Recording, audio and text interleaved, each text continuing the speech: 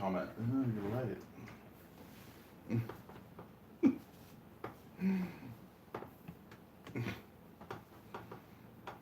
Blame it on picking me up. Yep. It's all my wife's fault.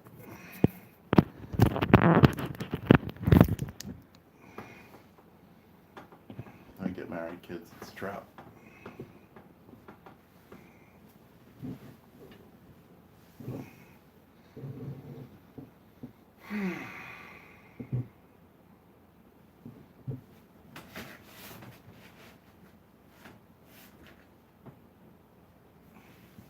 Hey, Aaron. Hey, Matt. How you going?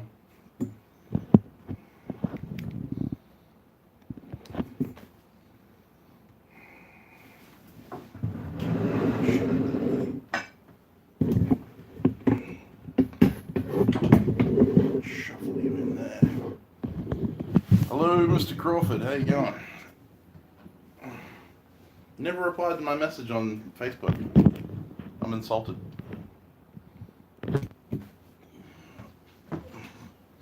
Hey, Paul. How you going? All right.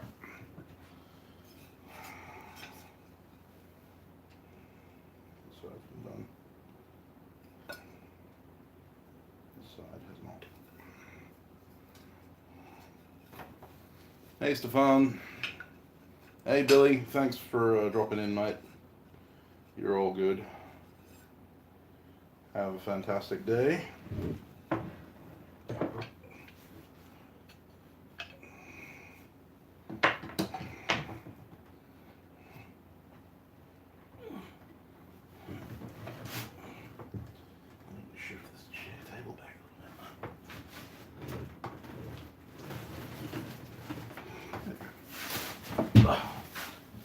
We have room for the fat ass to move.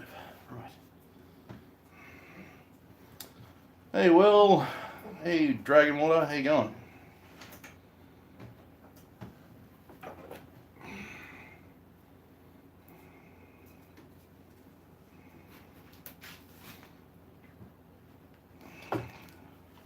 How are we all this morning?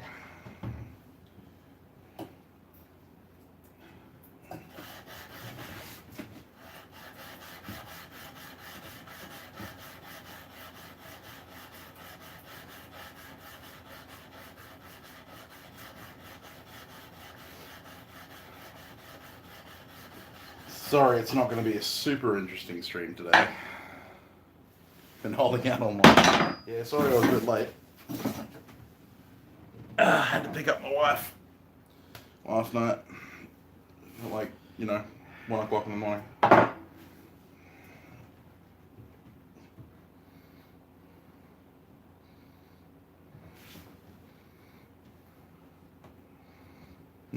Wow, that's pretty bad, Stefan. There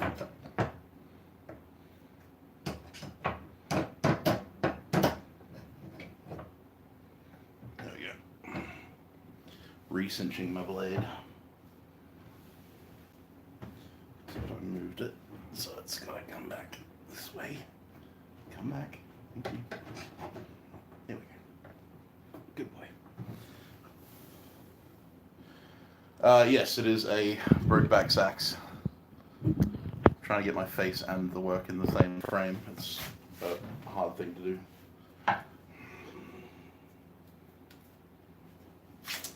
Broken back sax.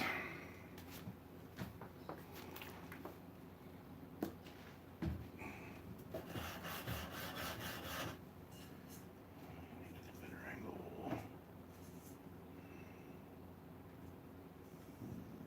Here's my best angle. Go.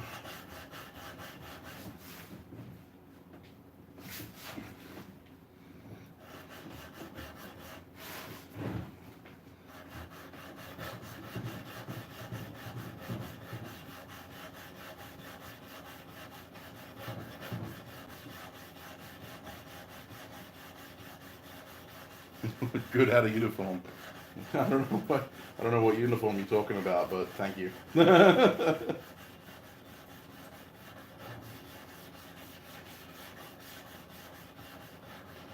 talking about my apron. Hey, Sean. Oh, Face some Old Hammers. Cool. It is water and a little bit of dish soap. Grinding and sanding stainless. The holy. Oh right, yeah. The Pope's shirt. Yeah. This is my only unholy shirt, and I'm wearing it inside out. That's why the collar is being such an asshole. I'm really prepared today, babe. My shirt is inside out. This is dumb. Anyway. Can you tell I'm tired?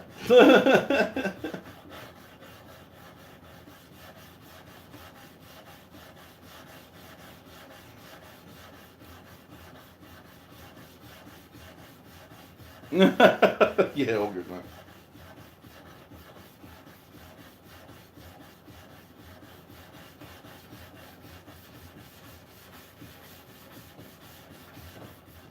I am labor good. It's been really hot recently, and I've been working really hard. See you, Billy. See you later, mate.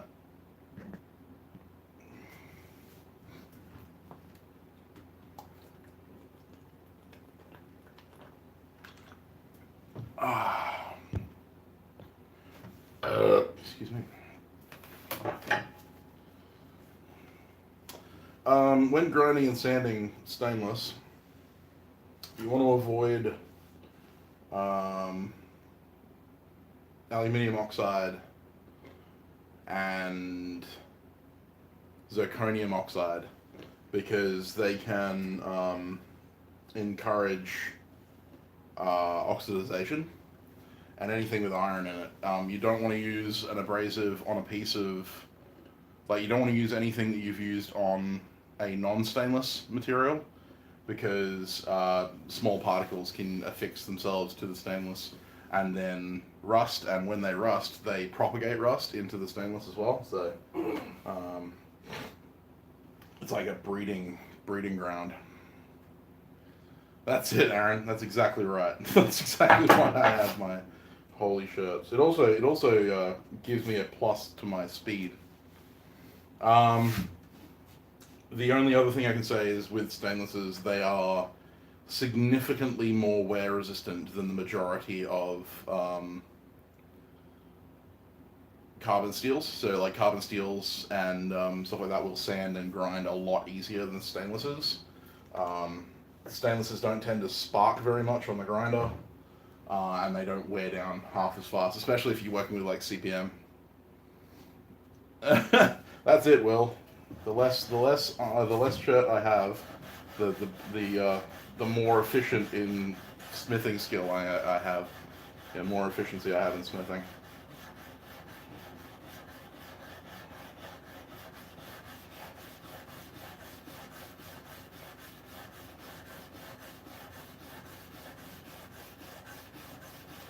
It's like the orcish thing in Skyrim. The more hurt they are, the more damage they do. Smithing calendar, yeah. Well, one day.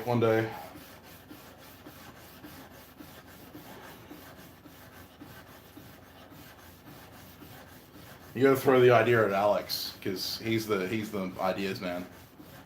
Hey Wiley, yes, we are doing a hand sanding shenanigans stream. A little out of character for a Saturday, but it is 41 degrees Celsius outside. So there is no effing way I am going to be out there swinging a hammer. No matter how much I want to. I actually really wanted to set up the forge. Oh yeah, Colin's a good dude. It was a great show. We actually talked for like an hour and a half before we started recording, which was unusual for an interviewee. Not that we haven't got along with any of our interviewees; they've all been really good. But yeah, the conversation just really flowed with Colin. There was a lot to talk about, so it was good to have him on the show, and we covered some interesting topics.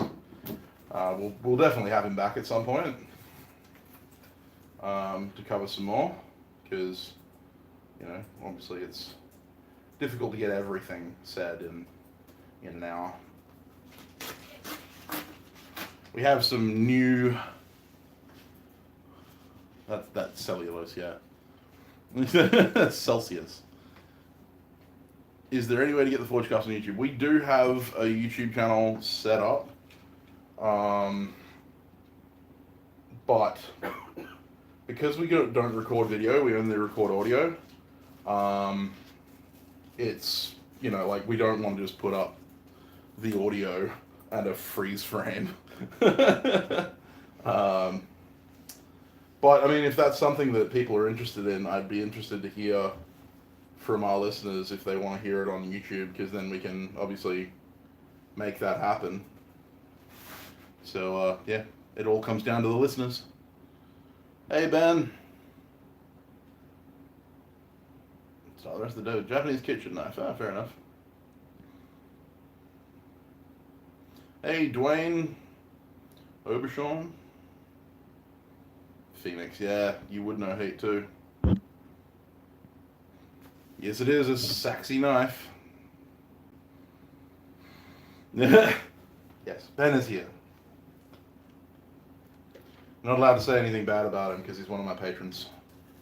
Patrons are a protected species here on my channel.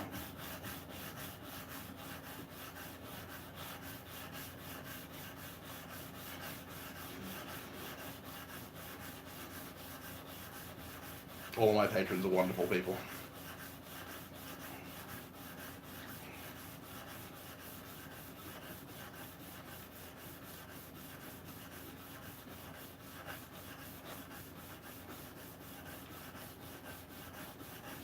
I'm wondering, Crawford, did you get my message on Facebook?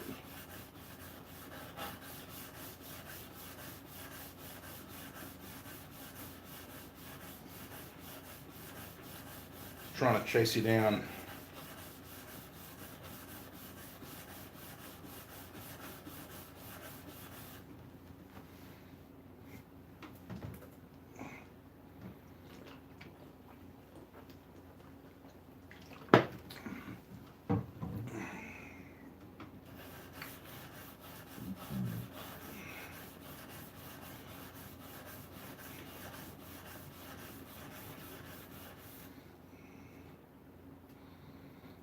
Barking spider.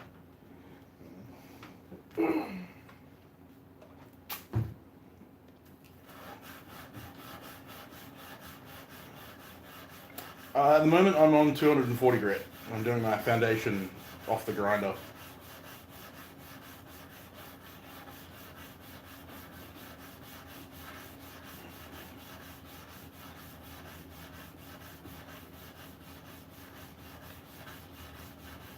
I did most of this blade another day, but there's still some grinder marks right around the heel, right around the transition, so I've got to get rid of them before I can move up the grits.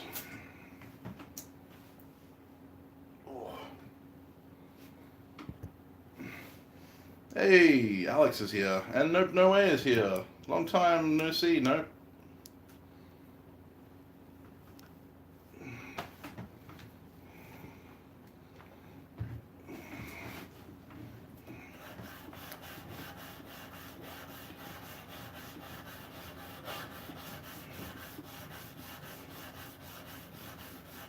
So Wiley, if you want to get on the idea of, hey Damascus, what did you get up to? What did you do?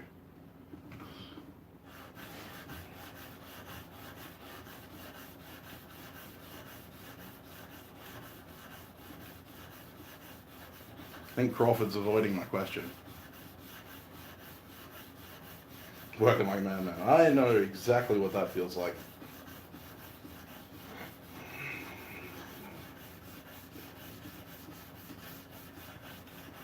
You made Coke. Lots of Coke. I'm not sure you should advertise that on YouTube. You might have the you might have the DEA on you.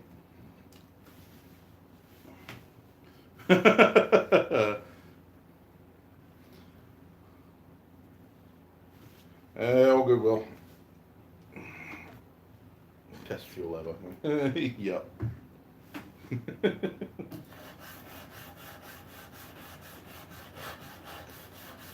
First you get the money, then you get the power, then you get the women.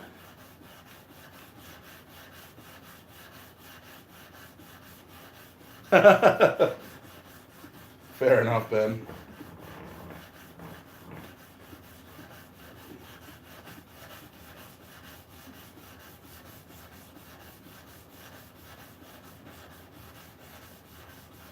Should bring in that Seawat from the workshop and try that out while I'm here, but the hand sander and chainmail. I'm not at risk because the wood comes much further forward than the point. The point's back here, the wood's out here. So even if I lean into it, the point's not touching me. So there are some cases where the point does overhang the wood, and in that case I'm a lot more careful. But yeah, most of the time that's why this sanding block is pointed, is so that the point can rest on there.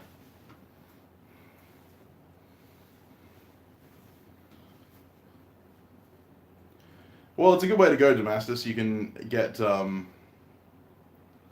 it's enough to work out. Yeah, well, that's true. Yeah, you can get good handles made. Like the big thing is that buying pre-made handles is all well and good, but I find that most pre-made handles aren't made for blacksmith hammers.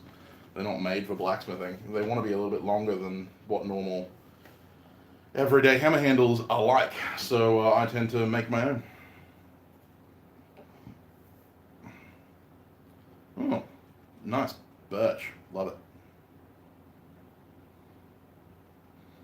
You can buy shark mail, and that would be what I would suggest if you wanted stab-proof clothing. A lot of my fellow swordsmen, rapierists, tend to wear shark mail underneath their garb to protect themselves from broken blades.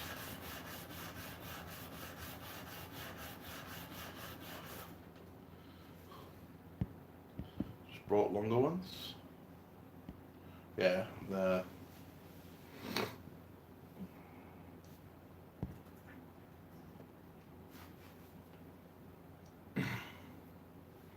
also, Tasmania is looking for some special weed. Oh no, have we got another Bobby Duke in the house?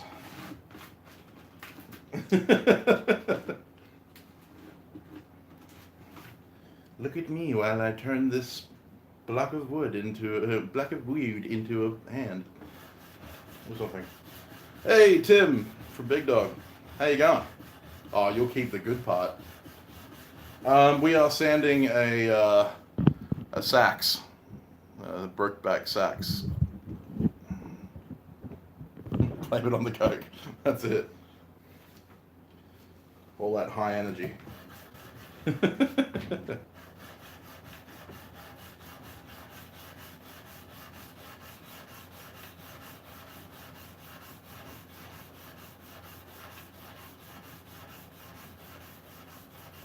Just doing the foundations right now, Tim.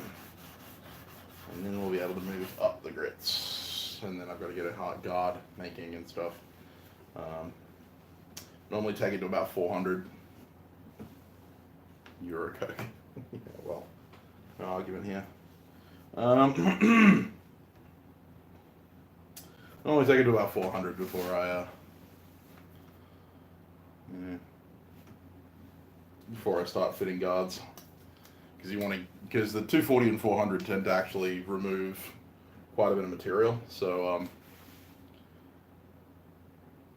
show off some of the stuff sitting behind me. Well, it's mostly cookbooks. I'm in my living room. My wife is sitting on the couch over there doing her work on the laptop. Yeah, this is the only room in the house that has aircon. Outside of this room, it is hell. Black locust, yeah, that'd be good. Black locust is a relatively shock-resistant wood. There would be parts that would probably end up being a little bit too. The trick is handling. Yeah, that's it. You need an awful lot of locusts to make a decent handle. Yeah, Purple Heart. I've heard of Purple Heart working. I would think it's a little brittle. No, they haven't fixed the fan yet, Sean. We're still waiting on the part to be delivered. God knows what's going on. Hey, Chris Burrows. Hello to the US. You are not alone from being from the US. There's quite a few US people here.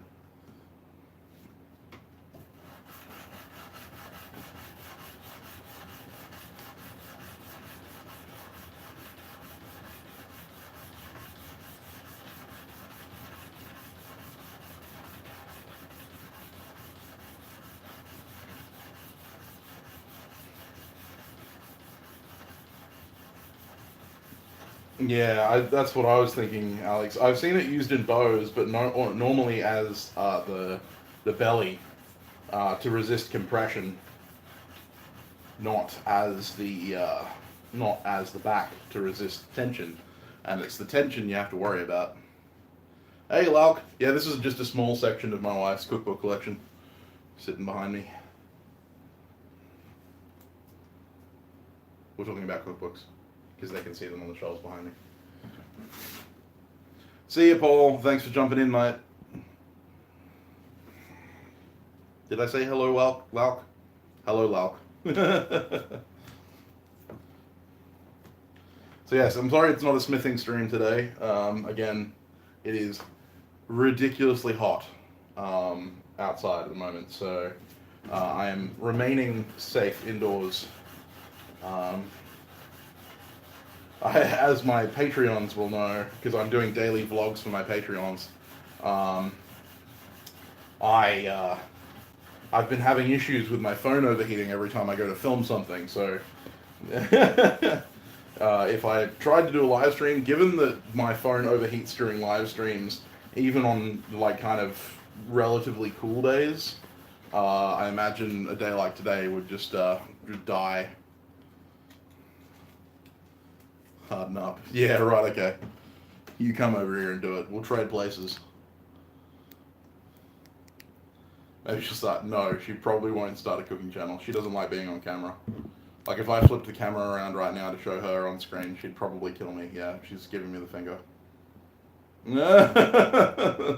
Just makes me want to do it more. She looks very studious right now, staring at the computer screen. Yeah, I know you're safe, Stefan. I got your message this morning. Thank you very much for making me super jealous. You paid your dues. Yeah, well, that's true. You work in Queensland, so can't say.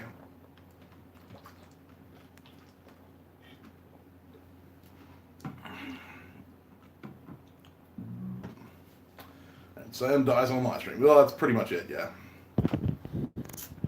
Yeah, I probably would. So handle material for hammers are we talking about, or blades? Because they're two very different things. I would say for hammers, for looks, I really like ash and hickory. I really like the kind of gold. I especially like the hickory that has a lot of browns in it, although that's not the most ideal. I like the look of it. I think the best looking wood for hammer handles is zebra wood. That stuff is just amazing, and I wish that I could get enough zebra wood to make a hammer handle out of, because I would, make a hammer handle out of zebra wood in like a split second. But my favorite hammer handle material to use, mainly because it's so prevalent, is spotted gum. But yeah, Alex is going to be sending me some white gum to play with, so yeah, spotted gum I think would be my number one favorite handle material for hardness and for resilience. It's it's completely bomb-proof. Striped gum, yeah. Well, good luck finding some.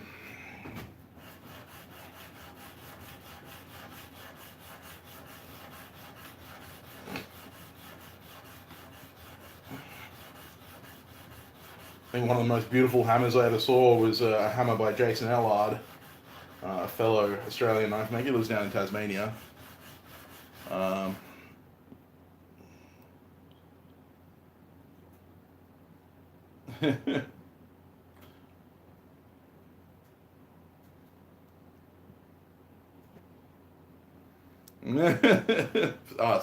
Bubblegum, right? Yeah. Yeah, no. I don't think bubblegum would make a good handle. Actually, ironwood is a terrible handle material, a hammer handle material at least. It's great for knives, but it's very brittle under shock. But yeah, the most beautiful hammer I've ever seen. Well, one of them. Yeah. But Jason made a hammer out of four-way mosaic Damascus with a ringed gidgee handle, and it was stunning.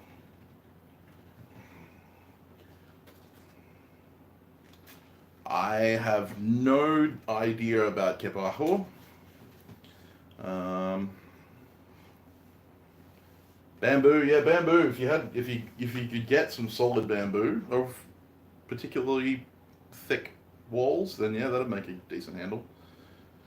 Pecan, yeah. Fruit woods tend to be a little bit more shock resistant, unless you're talking about like apple wood. Pear is okay. Mulberry is a good handle material. Although, good luck finding a straight piece of mulberry.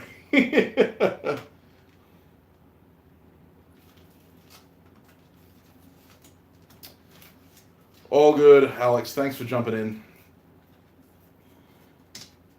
You can laminate the bamboo as long as the glue is as strong as the bamboo is, you'll be fine. Rattan is not bamboo. Rattan is a river cane, and it's actually more porous than bamboo. It's not as rigid. That's not as good.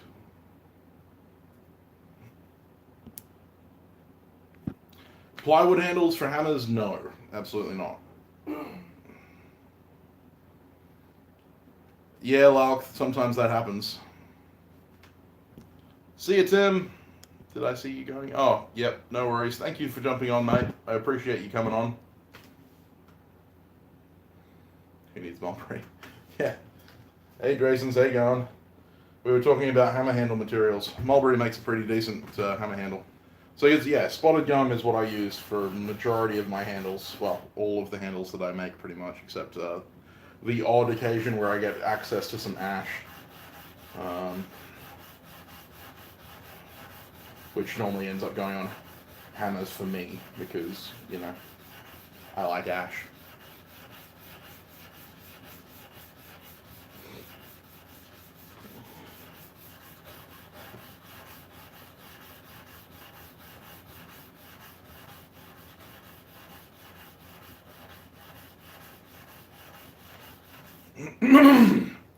Ash is more comfortable in the hand, but is not as hard wearing as spotted gum. Spotted gum blows ash out of the water when it comes to resilience.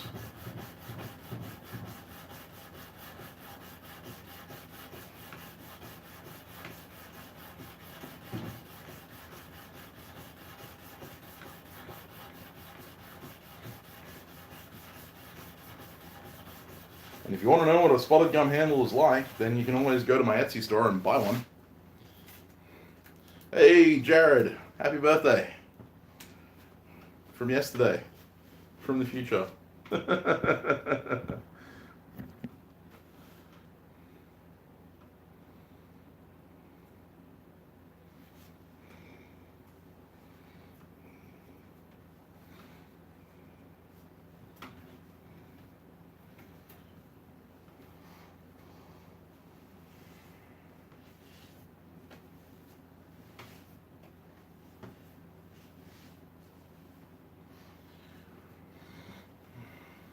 It's spotted gum. It does sound like a dental disease.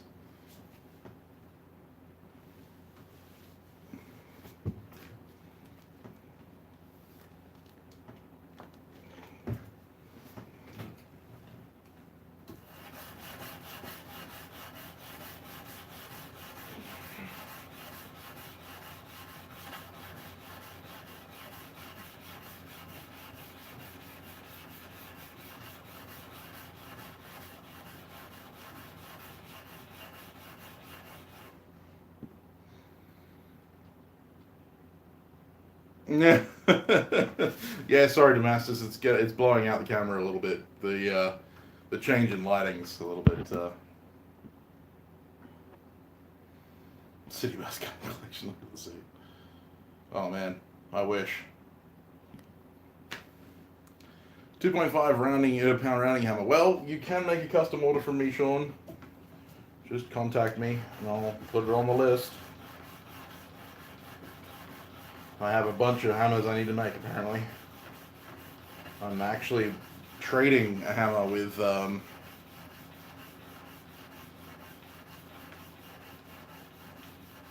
1/16th M42 cobalt bit. Well, I have some 1/16th cobalt bits, but they're in Australia, so you might be out of luck. Sorry.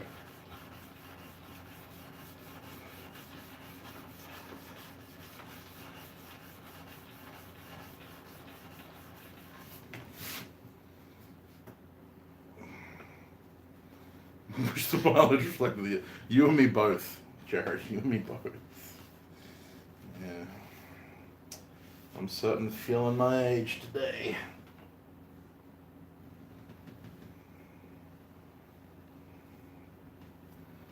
Hey, Rob. Yes, I am very busy bee.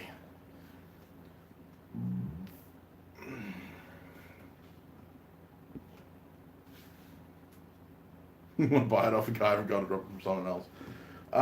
Well, I mean, where are you, Damascus? Because the price of shipping might be ridiculous.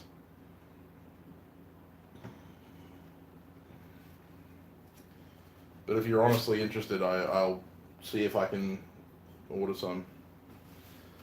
I'm gonna have to find a. Well, you're more than welcome to Lalk. Yeah, America. That would be very expensive.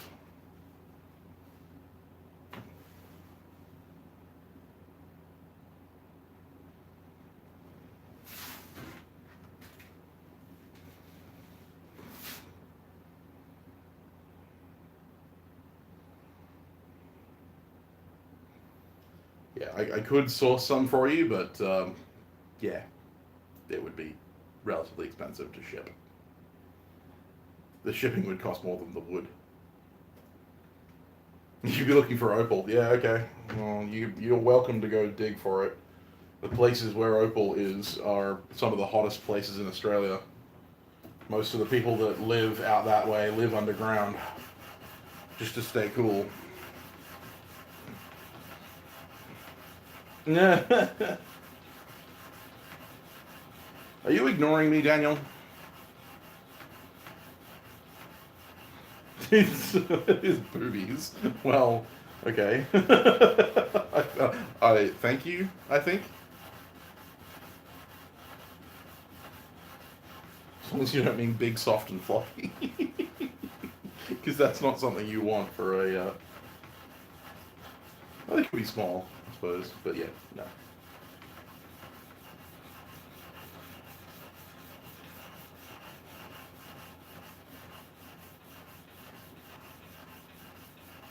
Hey, Peter Schutz, how you doing? All good, Daniel. I was asking you if you got my Facebook message. You didn't reply to me, man. Feeling insulted.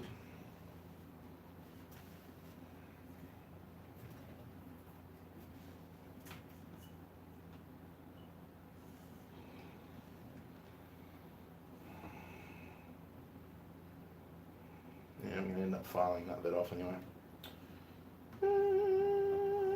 Clean. Sweet. Fire opal public mine. Yeah, right.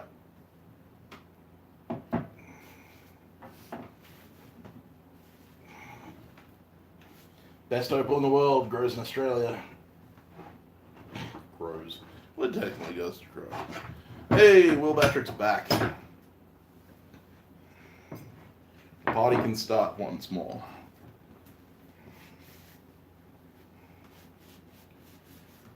Sound the horn of Hellhammer Hand.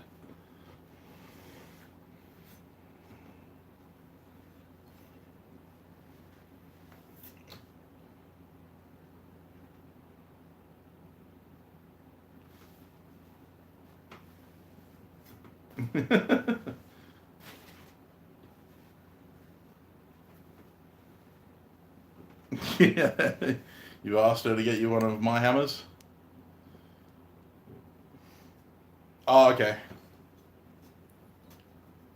All good, Daniel. Yeah, I sent it to your personal because I had someone contact me. I'm not sure if you remember Tanzo and her mum, the young girl, and her mum, the young girl who wants to get started in blacksmithing. I think you offered to send her some gear, and her mum contacted me thinking it was me that had offered, and I was like, well, I can't send it from where I am. I'm in Australia, and they're in America, so I'm working on a Brokeback sax. So this is a Brokeback Viking sax. Well, that's just not Viking, it's Anglo-Saxon.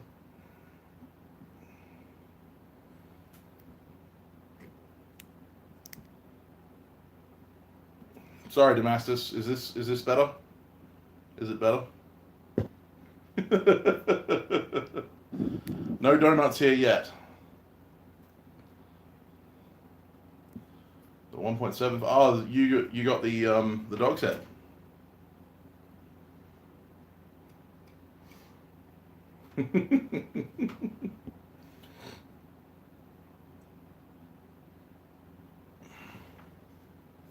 No, the cross. Oh, you got the yeah, you got the second. It's a 1.5. Yeah, it's a little baby one. Little baby. It's sitting next to me somewhere. I have all of the hammers sitting on her. Not got yet. Well, no. Unless, because one of the 1.5s is already sold. The second did.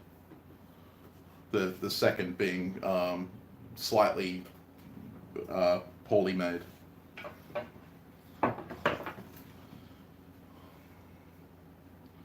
I am working on a secret project, Drayson's. Or if you're working on a secret project, we're both working on secret projects. Jesus. I sleep with my hammers all the time. No, these hammers are all sitting out here in the living room because I was taking photos of them to make them look pretty so that I could sell them. So, that's the 2 pound. That's a 1.5. Is that the good one?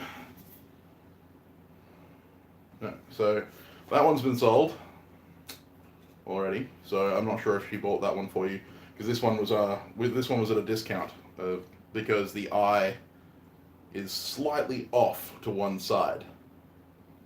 So, but I whittled the handle so that it's all central. It swings just fine, but yeah, because the eye was off, I made it a 33% discount. So, and then I've got a second one right here.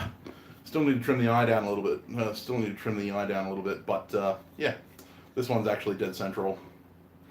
Nice, clean little 1.5 pounder. Little baby. I like them. I also have a couple of 2 pound, 2.5 pound cross panes. All good, Daniel. Thanks for that. I'm glad you got in touch with her. Yeah, because she messaged me and she's like, "Oh, are you sending me an anvil and a hammer and some tongs and stuff?" I was like, "No." I felt terrible. I was like, "I hope I didn't promise that. I don't have that much money to send that kind of stuff to the States."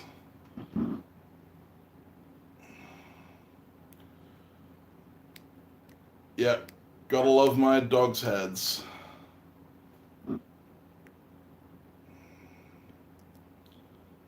What's the difference between using a dog's head and a crossbeam?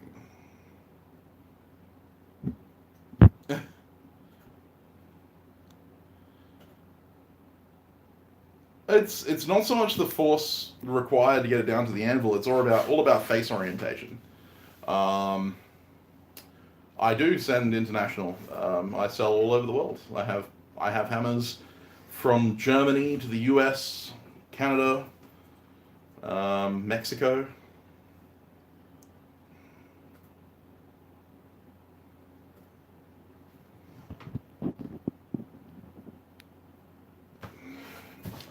But yeah, so dog's heads, it's all about the orientation. So with the crosspeen, because the weight is evenly distributed on either side of the handle, in any orientation that you drop it, it will maintain that orientation. I'm literally dropping this. I'm not even trying to direct it sideways. Whereas if we grab a dog's head, this is Steve's English Cutler, which will be going out to him on Monday. If you drop it sideways, the head wants to turn towards the face, and so it naturally directs itself downwards, which means you can sling it. Instead of driving the hammer all the way down to the anvil face, you can sling it from up here, and it will naturally orient itself on the way down to strike your work. Also, a lot of the time, the head will be angled back slightly, depending on what height of anvil you're using. It could be more canted or less. More canted tends to be people who sit down or have very high anvils, so that they don't have to lift their hand in order to get the blade, the hammer to be face down on the anvil. And then the more straight ones tend to be for guys who use the standard knuckle height. All good, JT. Thanks for joining in, mate. Put that down there. Yes, I like my English cutlers too. It's the only English cutler I had out of the bunch, because the rest of them end up being the traditional Japanese style. I've got 4 of these. 3 of these now. 2-pound Japanese style dog's head hammers. These are great. I love these. Jared Russell has one of these. So I have yet to make one for myself, but I plan on it. I have 9 hammers.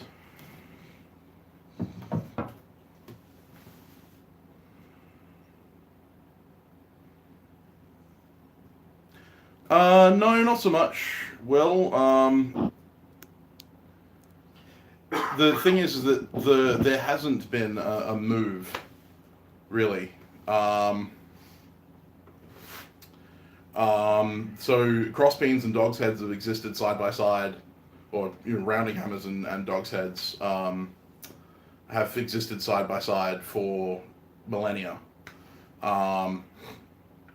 Actually, a lot of the Nordic countries, Scandinavian countries, Norway, Denmark, Sweden, that kind of stuff, used a lot of dog's head hammers, as well as the standard Viking style crossbeam that you see.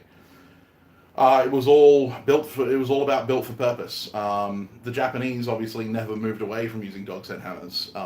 They used dog's head hammers, even their sledgehammers are dog's head.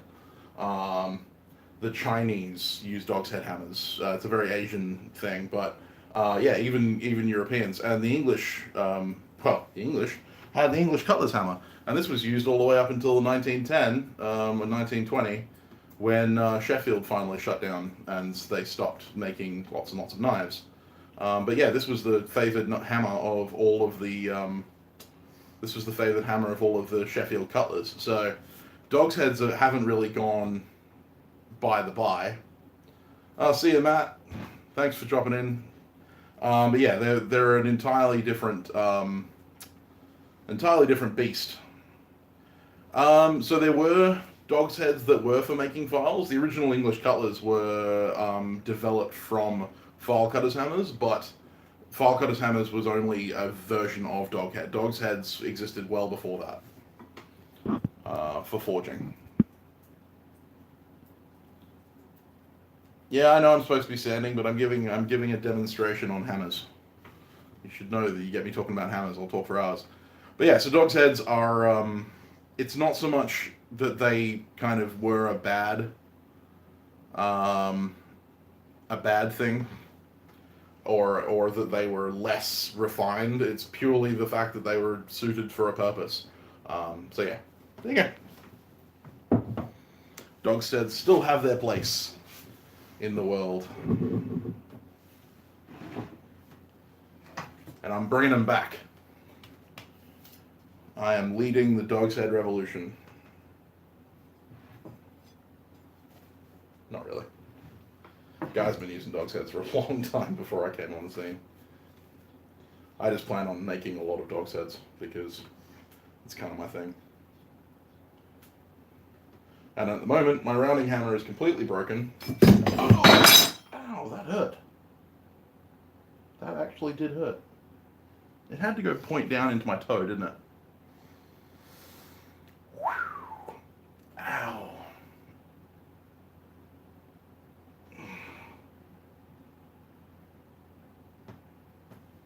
That was fun. I wasn't wearing shoes. I wasn't wearing shoes. So. Bloody. Nice. Okay. Owie. That hurt. Did you just stab yourself? I didn't stab myself. The knife stabbed me. It did it of its own accord. I wasn't holding it. So you throw a knife at your foot? I didn't throw a knife at my foot. It jumped off my leg and stabbed me in the toe. Okay, how deep is it? Probably pretty deep. Morning, cat. Yes, I'm bringing dogs' heads back. Yes, there is blood.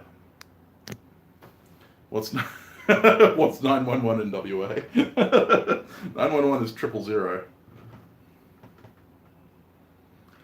Hey, Tanzo, how you going? Blood for the blood god, indeed. Praise corn. Actually, no. Die, heretic. I'm bleeding on your floor. Floorboards. Yeah. Iron for the iron god, indeed. Where's Alex trauma kit? Yeah, well, I don't think I need a trauma kit right now. From the width of the wound, I would say I probably ended up with about that much in my toe. Not much. Enough. It didn't quite go all the way through. How much? About. Okay, you won't need stitches. No. They couldn't stitch that anyway.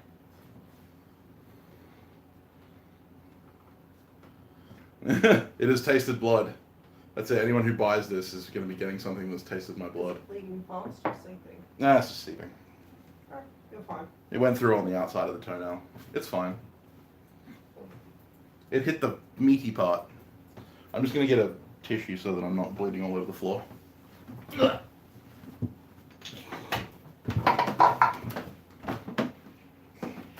Here's one I prepared earlier.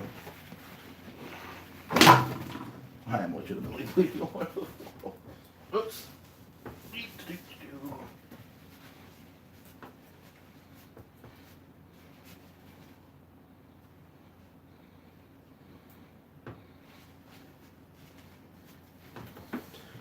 Whew. There's a lesson, guys. Toe biter.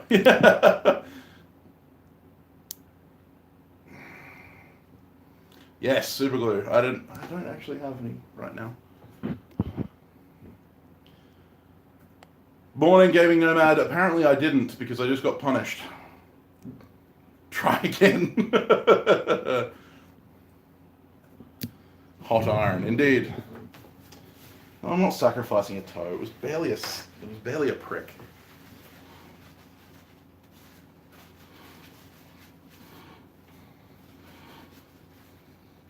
It was an offering of blood to the forge gods. Morning. Morning, Bob. How you going?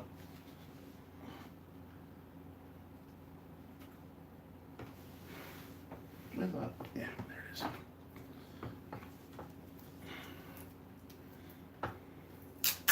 If you're thinking what I'm thinking, you're right.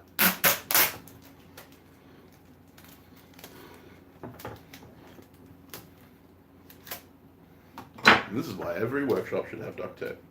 This isn't duct tape, but I'm using it in place of.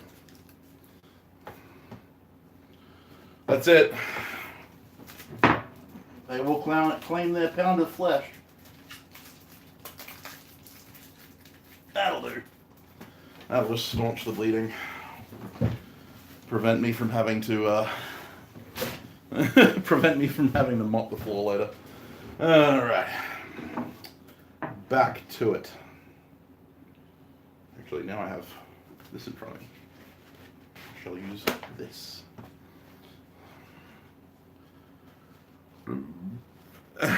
You got quick clot. Oh, that'd be nice.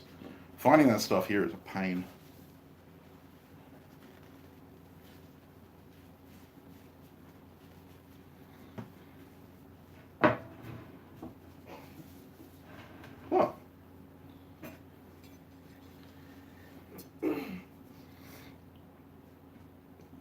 Where's the nearest boron?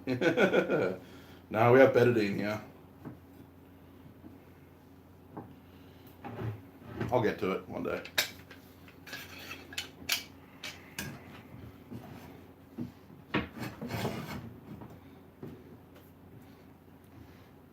Dettol. Yeah, that stuff burns though. Maybe we should start using it to encourage safety. Like that would work. I am hanging out in the AC, Bob. I'm being a wuss. A what? It might for the child. Oh, it'll work for the child. It won't work for me.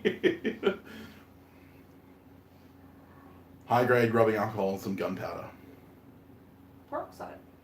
Peroxide, yeah, that'll work. It bubbles. Looks cool. Everyone's saying hello, Mrs. Towns. No. There she is. Say hello. No. Why not? She doesn't know I haven't turned the camera around. I told you, she hates being on camera.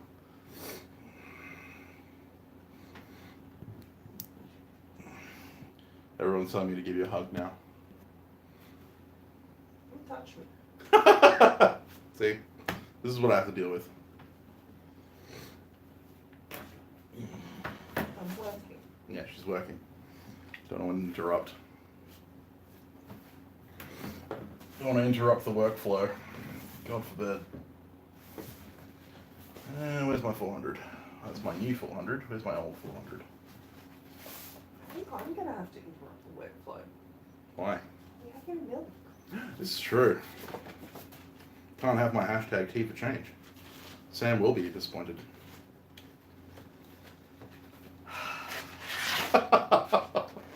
It's the biggest eye roll ever. It was a sigh because we don't have to go out. Yeah, well. I socialed last night. Yeah, I know you socialed last night. You did well. That's why I don't want to go out right now. I am married indeed, Wiley. Sorry, mate. Australian wives, no hugs on camera. That's right. I wouldn't be surprised if I put her on camera if that wasn't going to happen, Damascus. I think that would happen. It's one of the reasons why I'm so careful. Yeah, no, she's not online. She's actually doing work. She's actually working. Because neither of us is particularly smart. Both working on a Saturday. Inside, in the aircon. Well, you know, we could be we could be dumber.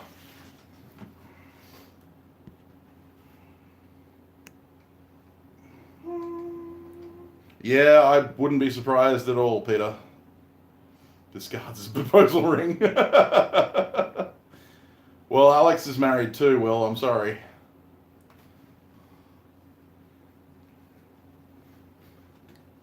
Apparently he's not going to propose to me anymore. Sad times.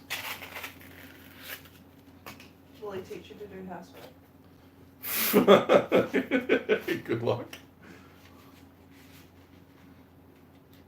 Alex can be talked into anything, that is true. You just have to follow his TikTok and you'll know that. Well, I would, Nomad, but he'd have to pay, because, you know, I'm high maintenance. Alex still on his TikTok. Yeah. Good lord.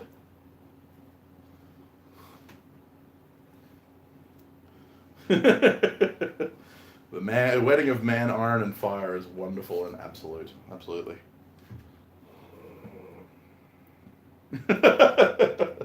There can be only one.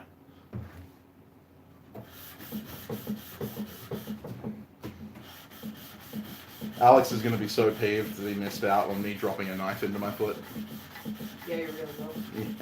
He dropped out of the stream like 10 minutes before it happened. You should all go message Alex on Instagram right now going, "You just missed, Sam stabbed himself."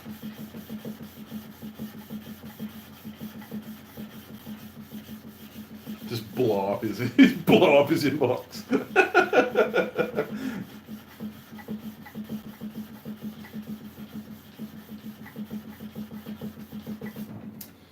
That's all right. I kept my G rating by not showing the blood on camera. It was a struggle for a YouTube chat to get you to treat your wound. It's a very good choice. It's a very good point. When you asked, was he going to teach me how to do housework, and one of my commenters said, but it was a struggle for a YouTube chat to get you to treat your wound. So, you wouldn't have much luck. Yeah, but if you married you wouldn't be on a YouTube chat. Yeah, Pulp Fiction's epic. Yeah, I would.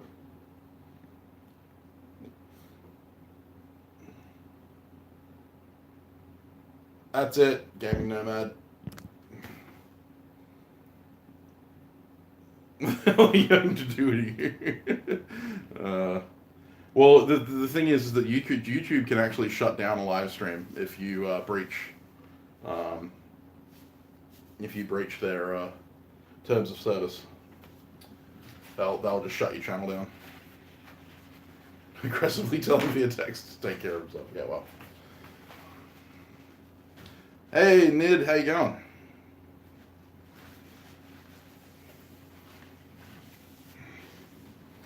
My wife has been telling me to take care of myself for the last 7 years. She still hasn't managed to make it work. I gave up years ago. Yeah. She gave up after she came home for like the second time and I was holding something wrapped in paper towel, bleeding profusely. Like I made an oopsie. I just got better health insurance. Well, this is true, yeah. We got health insurance.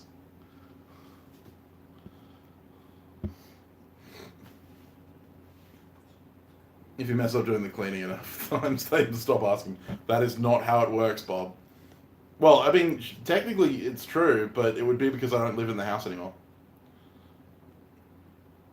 She does that after the stream is over. Yeah, because she doesn't want video evidence.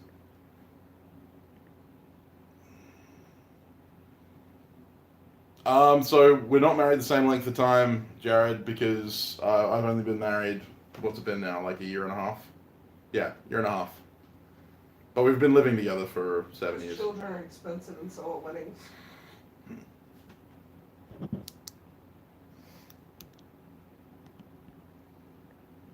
How you going, Alan? Hey, Sergio. Love the 8-pound hammer. Yeah, that was a nice little hammer, that one. Oh, they start throwing things. Chrissy doesn't throw things, unless she wants to throw stuff out of the house. Potato tomato. That's Jared. You gotta wish him a happy birthday. He pays me $100 a month. Happy birthday! See? It makes all the difference. What wood's good for daggers handles? Pretty much any wood. Yeah, pretty much any wood is good for dagger handles, and as who was that? As Will said, yeah, it does depend on your aesthetic. What kind of look you're going for. Light woods go well with dark blades, and dark woods go well with dark blades, and it really does just depend on what you're trying. Yeah, it is Christie, except it's with a Y, not an IE.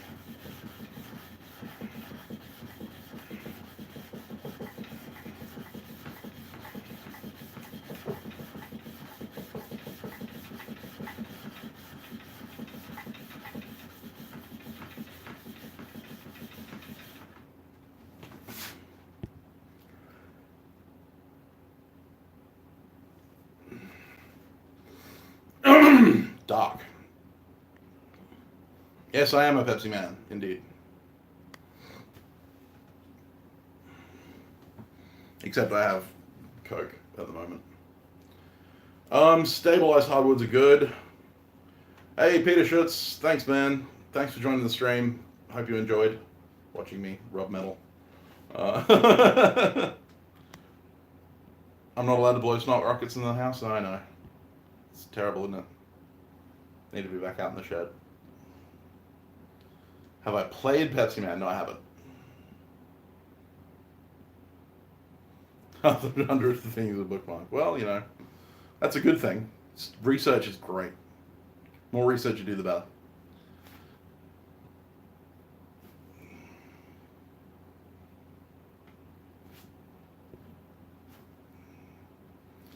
Yeah, handle like matching your handles to your blades and stuff like that is a relatively um, a relatively difficult thing to teach because you're more talking about a personal aesthetic. What? It's still playing music. Hmm. Da, da, da, da, da. Am I a fan of Jim Jeffries? No. I find him boring and abusive. Abrasive. Sorry, abusive. Jim Jeffries, comedian. I take it they use that definition loosely. Oh, a lot of people find him funny. I just don't.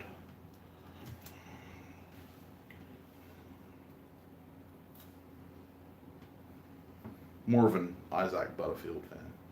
I have no idea what that is. He's even more abrasive, but in a funny way. So like you. Yeah, exactly.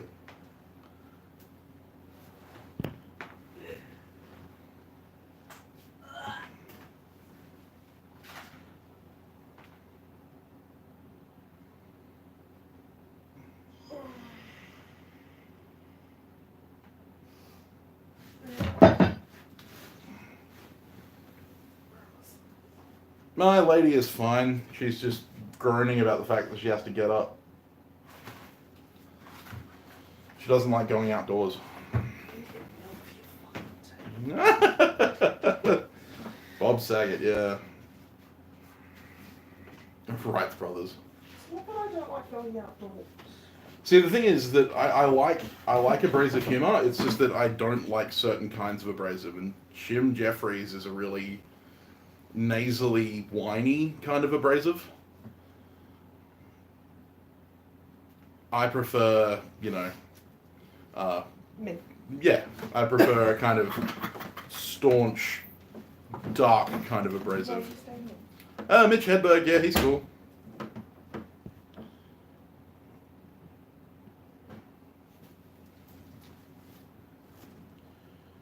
Yeah, Isaac Butterfield.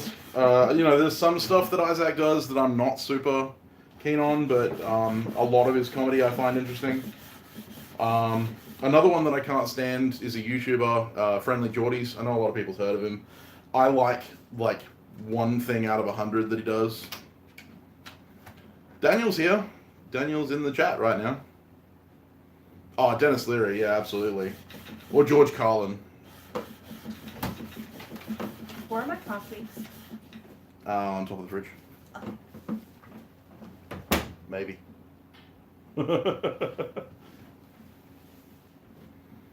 Yeah, old school Dennis Leary. I forgot how Dennis Leary was in Demolition Man until I watched it the other day. Watched it again. I watched it like 100 times when I was younger, but watched it again the other day. And I forgot how Dennis Leary was in Demolition Man. Crazy Dennis Leary. What? He's Dennis Leary. He's an asshole. I want to cover myself in jello and run down the street screaming, that kind of stuff. Christy loves Black Rifle coffee. Coffee flavored coffee, indeed.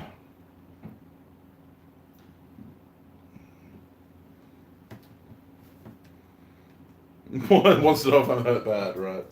Tell him that I'm mortally wounded, that I'm bleeding my lifeblood on the ground. My family is gathering around, the darkness ever creeping closer. Someone disliked this? Well, there you go. Maybe they came to see smithing, and because I wasn't smithing, they just kind of... Yeah, Alan, a lot of Dennis Leary stuff is pretty aged. It didn't age very well. I'm an Oscar Mayer winner.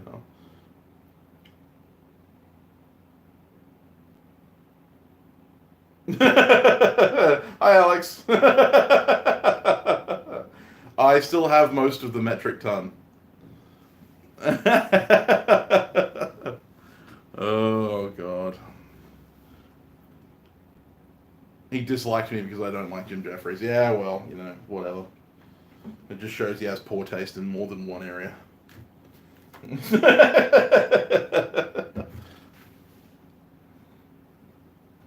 A metric ton. I very much doubt that, Tonzo. See, Alex agrees with me.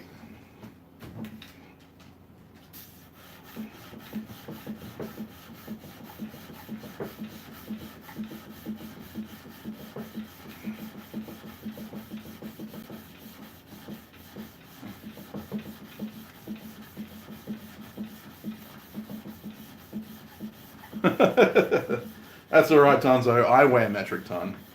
And that's not even close to sarcasm.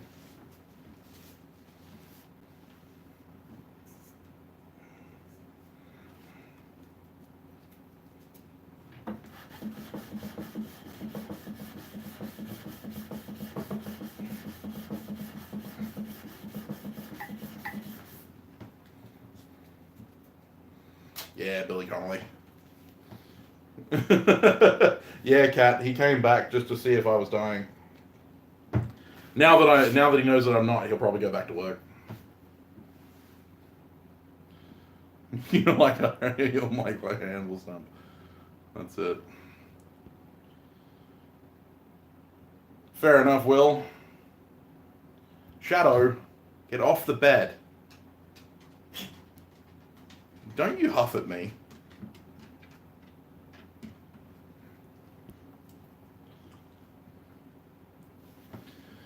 Well, he's taller than me, that's for sure. I don't know if he weighs any more than I do. Hello. Yes, hello. Yes, people want to see you.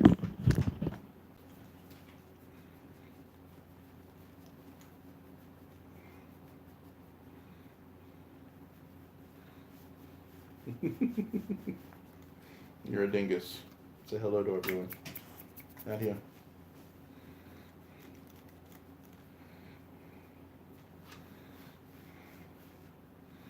Yes, Shadow's the real star. She is a dingus. You are a dingleberry. You dingus. Doofus.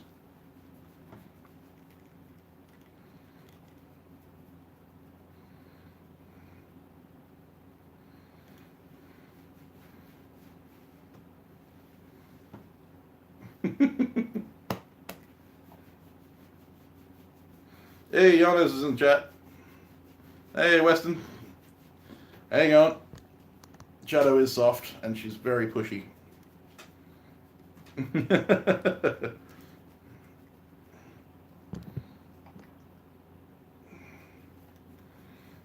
Yeah, she has one black ring die, and move your head that way, Shadow. Shadow, over here. Okay, fine. Don't turn your head. There you go.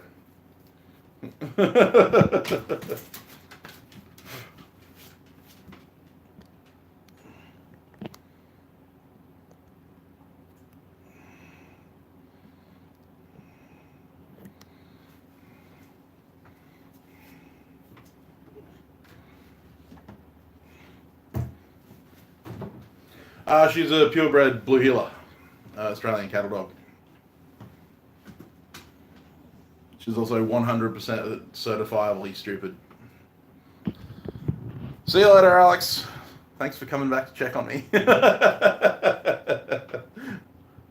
We'll let you know if I bleed anymore. I haven't bled through my bandage, so I'm good. I didn't put the weights on the table. It's very obvious that I didn't put the weights on the table.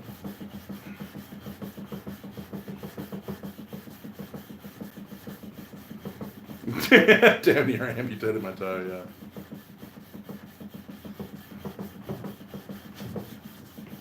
I don't think it would take much, Yamez.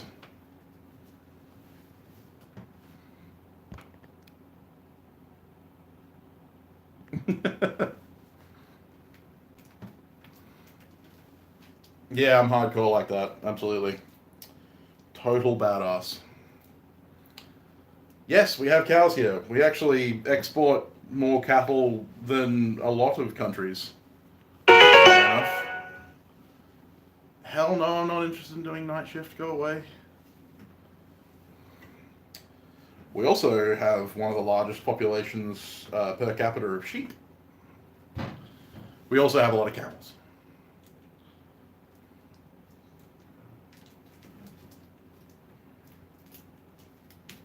I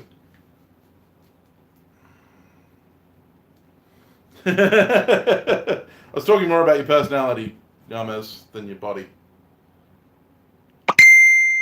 Okay, Alex just sent me a message just to interrupt my live stream. Prick.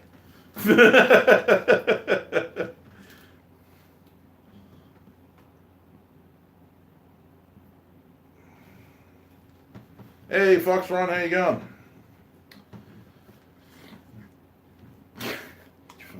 Yeah, sorry guys.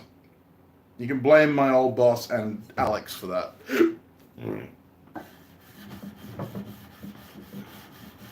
You can now go blow up his Instagram live feed, Instagram DMs, telling him to stop sending me messages so that he blows up your ears. Just send you out like my winged monkeys to, you know, create destruction.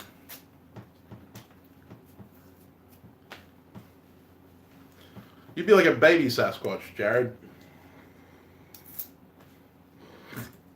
And I'd be a Papa Sasquatch. I'd be friggin'... Yeah, I would be Sasquatch.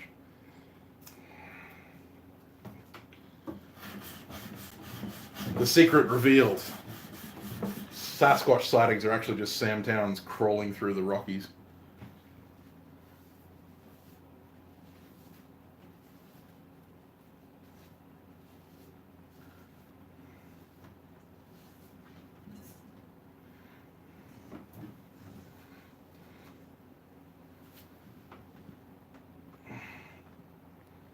Sassy. No, that's just you. That's just you, Gomez. You're just sassy. Anyone remember the old fat and sassy meme? That was awesome. Getting all fat and sassy. Mental teen with a stick in anger issues. That's it, Will. That's exactly how it happened.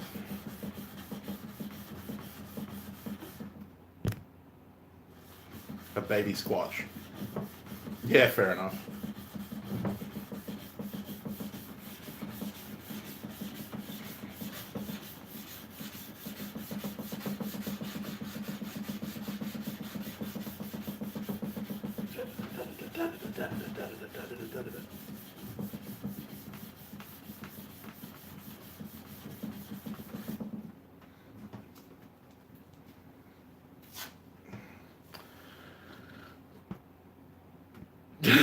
Da, da, da, da.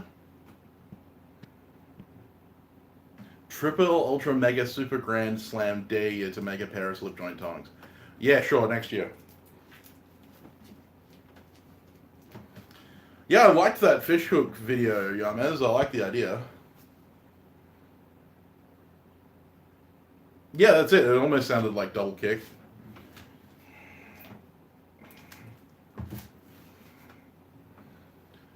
How goes the day in the land down under? Bloody hot. It's 41 degrees outside. Celsius, that is. Not Fahrenheit. Celsius, I believe... Fahrenheit, I believe, is like 107, 110, 110? 110? Like 1,010 degrees Fahrenheit. Ooh, where are you hopping on a plane to, Yomez?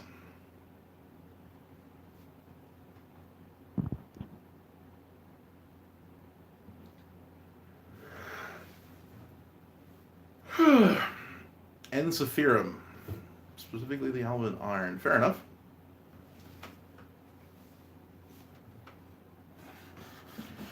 We have a new segment on the Forgecast, which is music of the, or song of the week.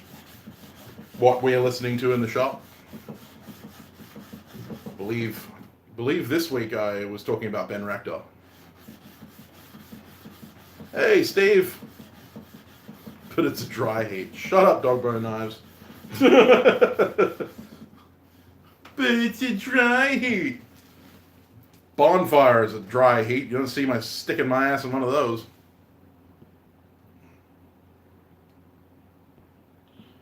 $41 degrees. Yeah, 114. There you go.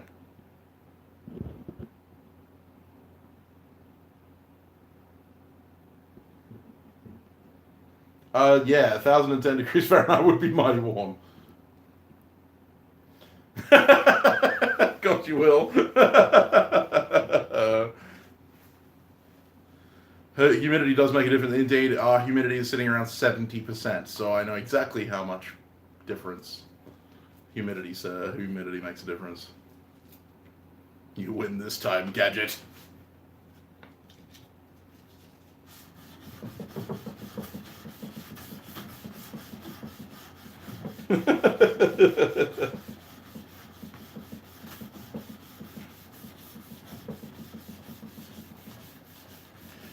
Your ass is on fire. Yeah, I just spent a week in Florida. Gonna burn off the frickin' moss. I love Jeff Tom.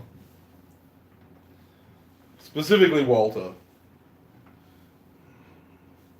Walter is all of us.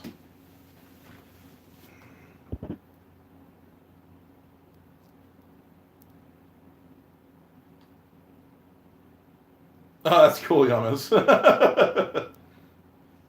Shut up, Jared.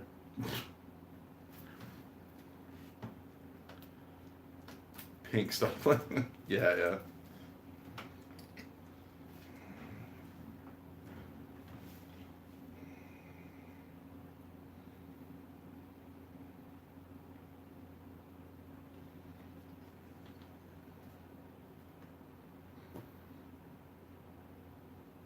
Yeah, I'd trade you, Dogbone, like today.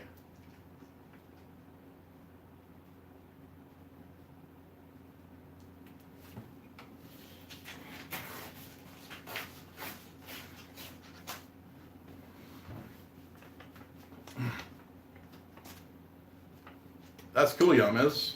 I'm glad you get to visit the family.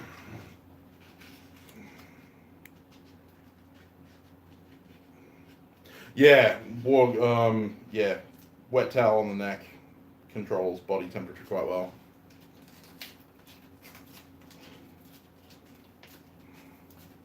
You know what I've found controls temperature a lot better? Not being out in the heat.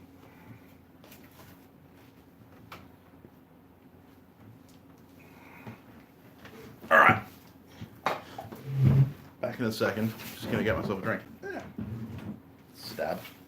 I'm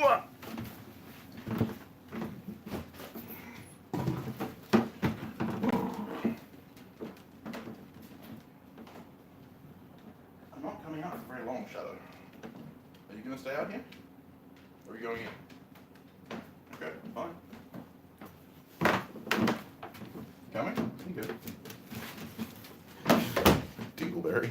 I wasn't going anywhere.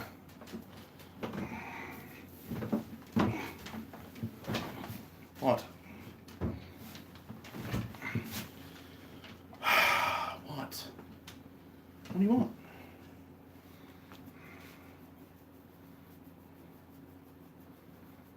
Yeah, that'll be good. Microfiber. Hey, Kayla Clark, how you going? Another one of my awesome patrons.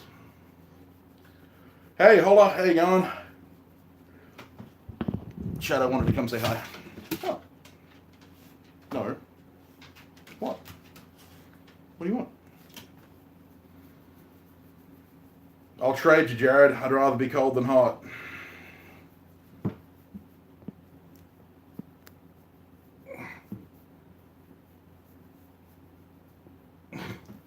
Speak of the devil and she shall appear. Ah, cool, Kayla. That's awesome. What'd you forge? Dog. Indeed.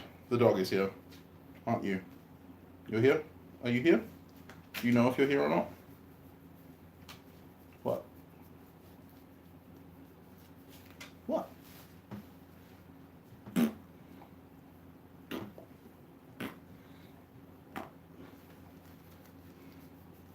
You're a dingus.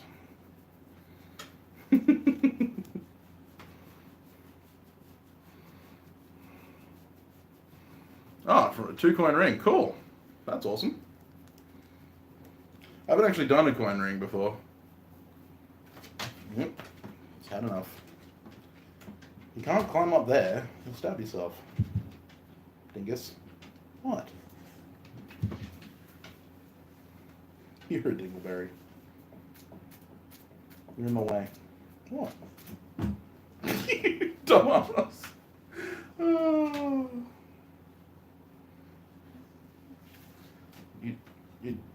Are you right there? Dickhead. I was going to have a conversation with Shadow about the concept of reality. Yeah, no. She doesn't understand that kind of thing. Yeah, Shadow will literally kill herself to try and get near people.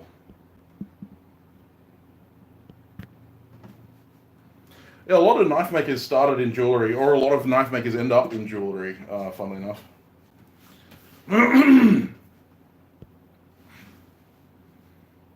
Yeah, no, I mean, coin rings are relatively simple, but they're awesome. I love the look of them. Yeah, Jared, my dog, never misses an opportunity to jump on you. She loves people.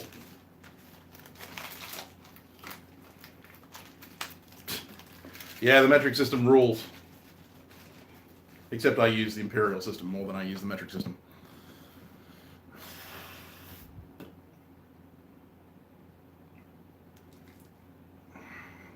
Yeah. No, Alex does some pretty good jewelry. I'm wearing one.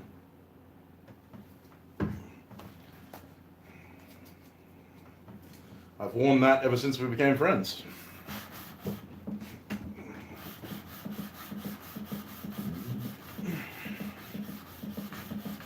Almost a year now.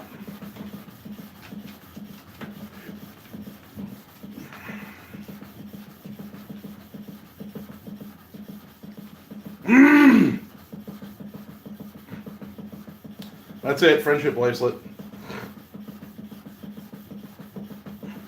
He doesn't have one because I don't make bracelets.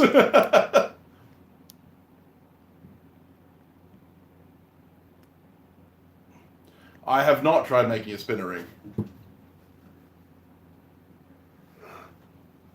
I haven't done a lot of jewelry. I've done a few like necklace pendant things, and I've made a couple rings. I made my wedding ring and my wife's wedding ring.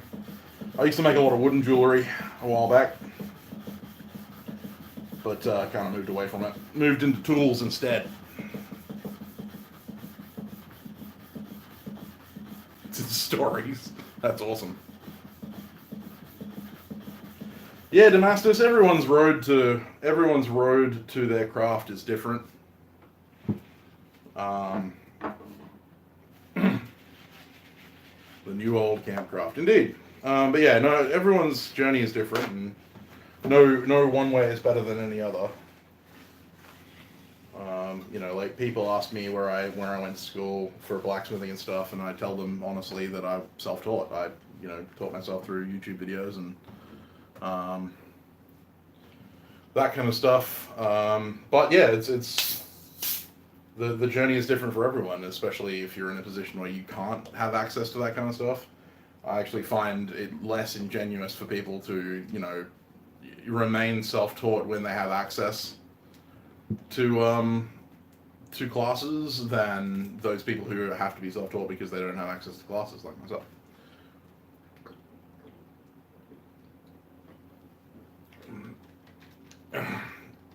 Oh no, don't go on iForge Iron.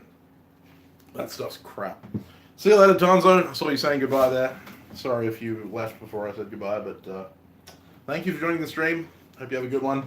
Apparently Daniel Crawford's in contact with your mum, so I'm happy for that. That's all been worked out. Don't all go to the outhouse at the same time.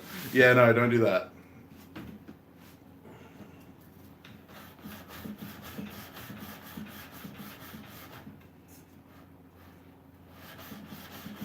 You know, I found the crew at iForge Iron. There's a few really knowledgeable guys there, and there's a few really welcoming people there. But unfortunately, the majority of the community on iForge Iron, as far as I experienced, was quite negative in its interactions,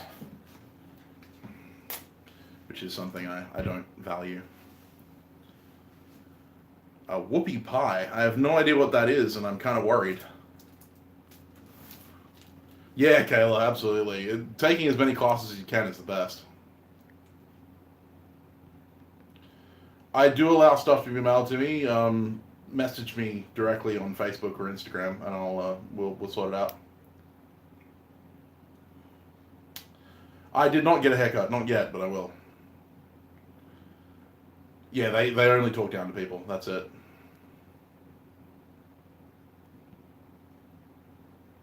If Jared sent me way more than just 20 pounds of coffee, but yeah, he sent me some amazing stuff. Oh God, Damascus! Don't put that image in my head. A cake sandwich. That's awesome. Is it coming from inside Australia? Because I'm not sure customs would let that pass. Forked beard. Yeah, I have, and my beard's not long enough yet. One day. One day. Christy wants to do it. So.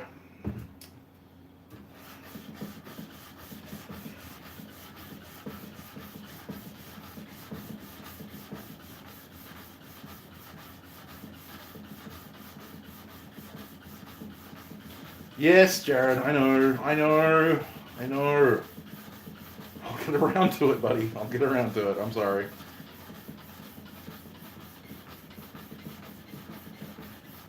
So many things, so little time.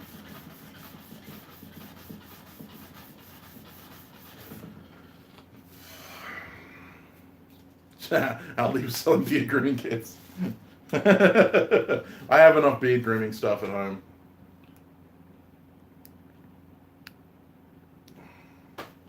I'll get there, Jared. I'll get there. Yeah, I've actually got a bit of work to do in the forge in the next couple of days. Once the heat goes away, or kind of calms down a little bit. Whew. So do I, Domestus. So do I. Back when I shaved. I don't shave anymore. It's a lot easier that way.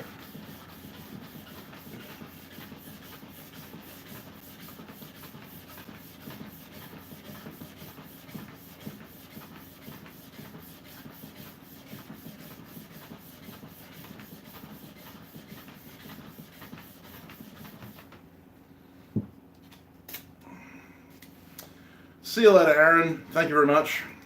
It will depend on how well you sharpen it.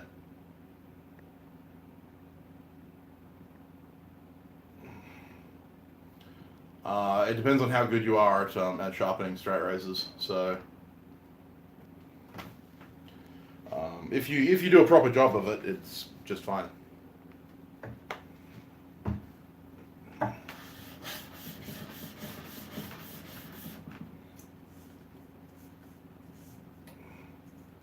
Well, I had the right angle there for a second.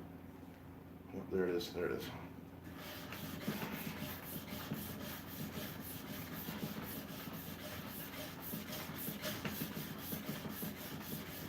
This is why a mobile light platform is awesome. Yeah, mine's the same.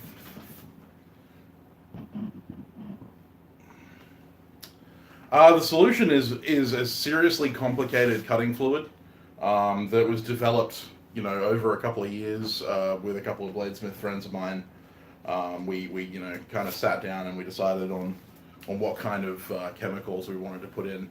It's really hard to get a hold of. So I don't know if I should share. Yeah, okay. So it's pretty complicated. I don't think you'll be able to get it at home, but it's tap water and a little bit of dish soap.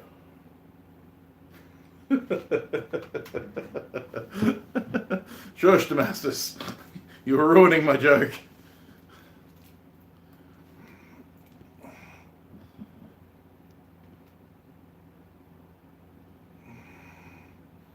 See ya, Wiley. Yeah, well, if my toe falls off, I'll let you know. Yeah, I know, Nomad. It's hard, isn't it? You got to be in the know. Acetic acid for hand sanding? No, and I wouldn't advise it. That sounds like a terrible idea. But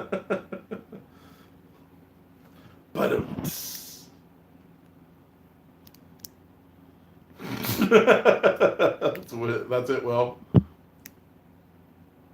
yeah, I know it's literally vinegar. I would not recommend using vinegar as a hand sanding solution. That's a really bad idea.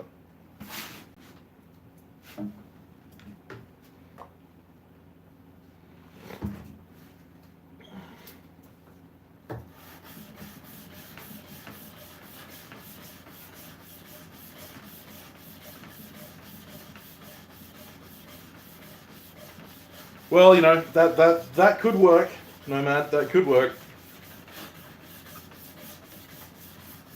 It won't quite have the high quality, you know, of the finely adapted chemicals that we developed. But you know, you got to make do in a pinch. Anvil fire aren't bad. Do what you must in Maine. That's it. I kind of steer away from the forums now. It's probably a bad thing for my business, but I just can't do the forums anymore. Too many big characters, too many big egos. Everyone's a lot braver when there's no talking. It's all relatively anonymous. Everyone's a lot braver. I don't like that. I don't like that one bit. Ooh, that was a good angle. I like that angle. Except it's not the right angle. The other angle. That is the right angle. No, it's not the right angle. That's the right angle. Yep. Is that the right angle?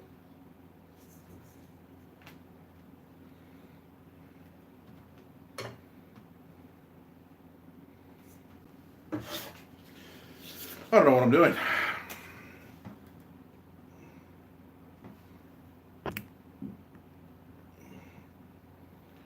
Yes, highly recommend the Complete Modern Blacksmith. Absolutely. I've heard of using chalk.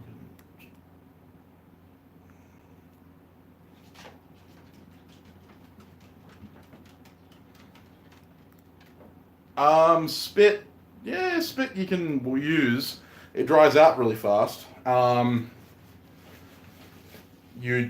I'd think you'd be hard pressed to create enough spit in order to hand sand an entire blade. So, you know, that could be an issue. The other thing is if you leave it on for a period of time, it will etch the steel. Yeah, Blacksmith's Cookbook's also a good one. If you're looking at bladesmithing, then The Complete Bladesmith by Jim Hrisalas is a good one. Or Forged by, for like axe making and knife making and stuff like that, by Liam Hoffman is also a really good book.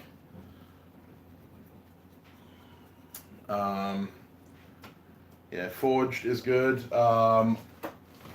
If you're looking for like blade making and like blade designs and stuff like that, Murray Carter has released several books on the various Japanese style of knives, and he does some Western style stuff too.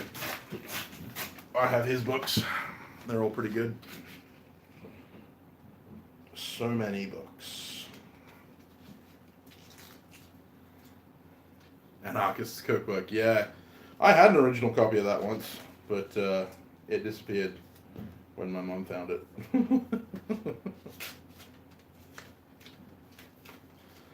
Well, Bob, sometimes the words hold meaning that we need to, you know, translate the pictures.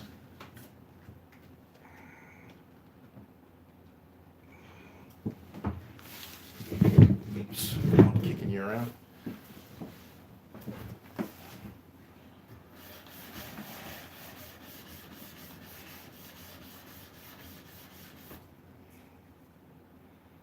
Aha. It's all about finding the right angle.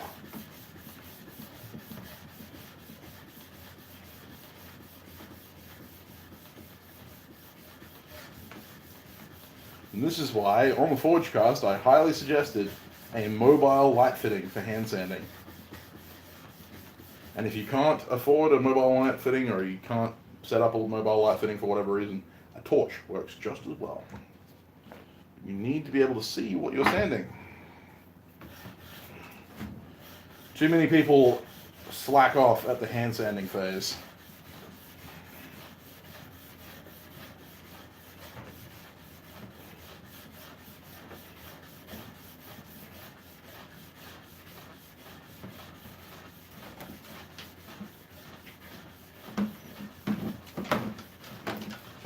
Hello.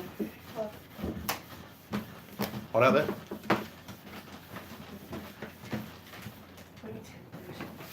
All good, Crawford.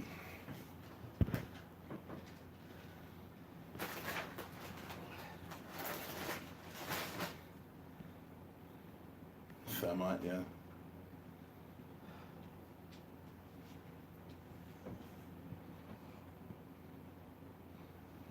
I'm not sure if that is going to get me, kicked off YouTube, so maybe turn it down, little guys. They're discussing the Anarchist Cookbook, talking about making RDX. And I'm like, no, like, especially with YouTube changing their friggin', they've just changed their content control algorithm again 2 weeks ago. So they're starting to kick people off the channel, like, they're starting to shut down videos and stuff like that from guys like iDubbbz, who has multiple million subscribers. And that's a big deal. And so a small-time guy like me is a lot easier to knock off from the platform. So, yeah. Yeah, Ben, I agree. How you doing, Ben? It's not that I disapprove of the conversation. I love talking about that kind of stuff. It's just purely I want to keep my channel. There are a lot of things that I would happily discuss, but it's just not good for keeping the channel.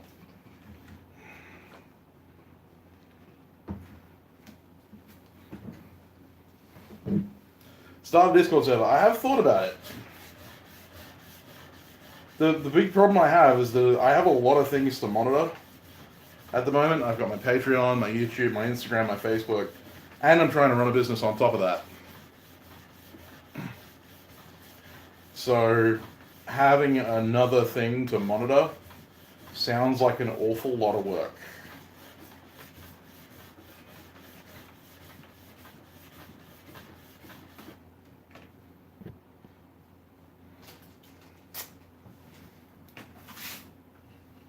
Do it now. Yeah, right.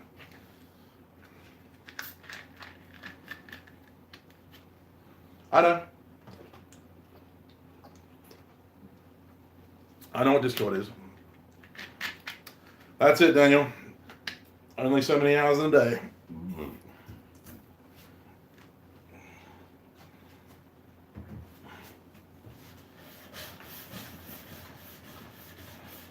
It may be something I look at in the future. Depends on how things go. I'd need to sort moderators and all that kind of stuff, so...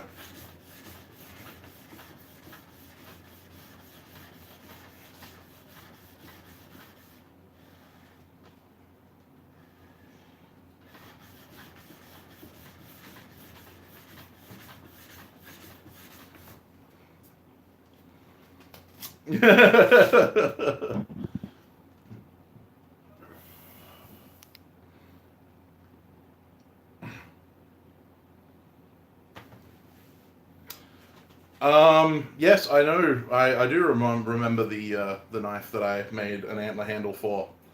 The horn-handled hunter, I called it, because I like alliteration.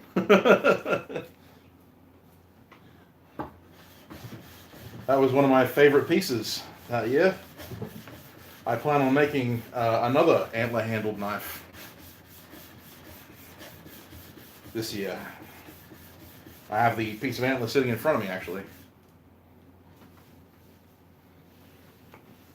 Fair enough, Damascus.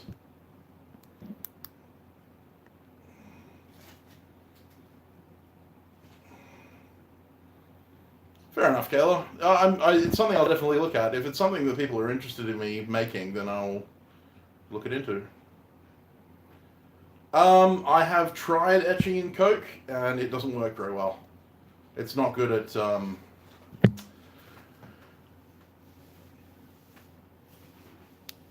Yeah, no worries, Ben. All good. When I have time to organize it, and if people are interested in, I'll take the time to do it. It's all about having the interest, because the thing is, I don't want to start a Discord server, and then it just sit, kind of moldering away.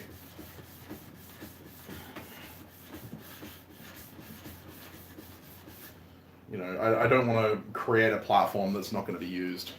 It's like my Patreon videos. I've actually, it's been interesting because I've been doing daily vlogs on my Patreon now for 12 days, and I'm averaging only 2 or 3 of my Patreons actually watching the video. So I'm weighing up whether or not that's simply a time thing, or whether it's just people aren't interested. So my wonderful patrons, if you're watching, I know there's a couple of you in the chat. Is it that you're not getting an update when the vlog comes out, or if it's just there's not enough time to watch them or something like that? So, yeah. Because I want to keep giving you guys content. Obviously, you guys are supporting me, and it's really important to me to give something back to you. But I don't want to be giving you something that you don't want.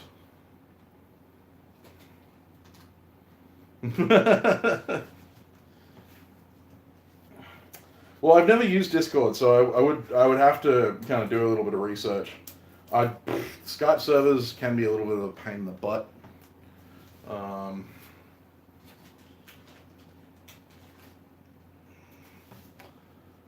Well, I know you do, Sean. That's all good. I'm just more interested in knowing whether or not you actually want to see them, or if you just prefer if I shut up and, and leave it until I have something useful to say.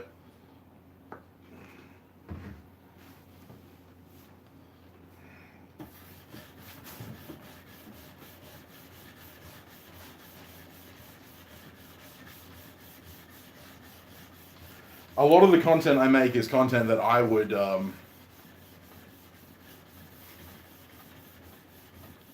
fair enough, Damascus, that's fine. Not everyone's required to watch my videos.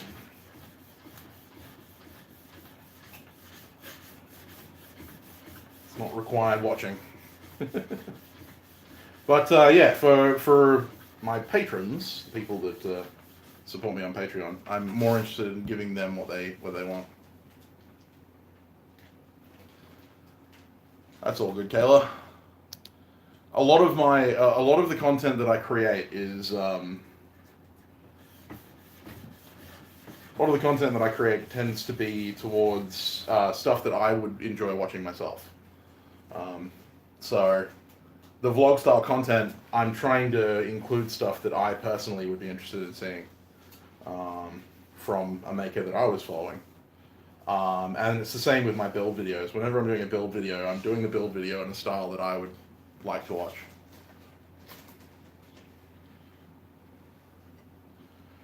Well, I'm glad you've learned something, Rob. Required viewing. Carl Roy, Roy Adams, Island Metal Forge. That's it.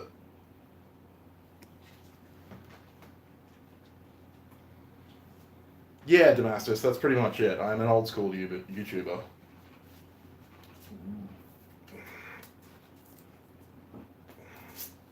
While YouTube is a form of revenue for me, and while I enjoy sharing that part of the craft, making some videos and stuff, I'm more interested in creating content that I like to watch.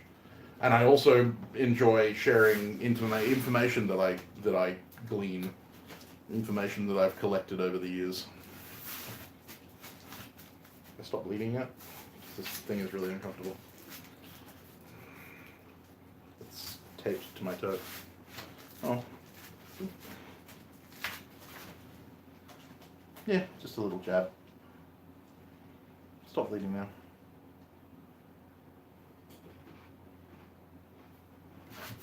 All good.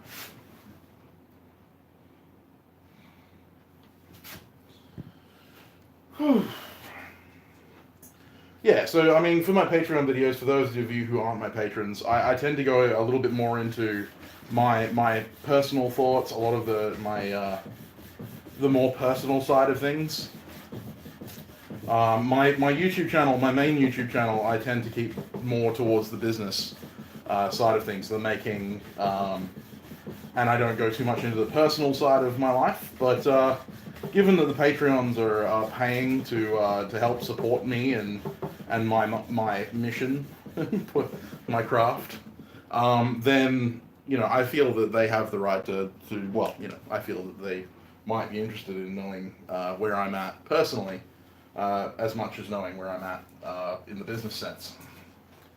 But that, again, is entirely up to my patrons. My patrons can tell me that they don't want to see anything more about my personal issues or my personal life, and they can,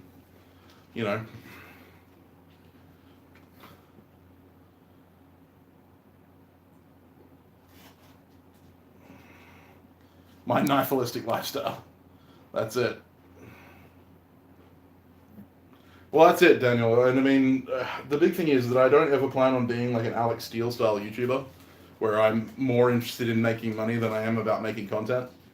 That's just not my style.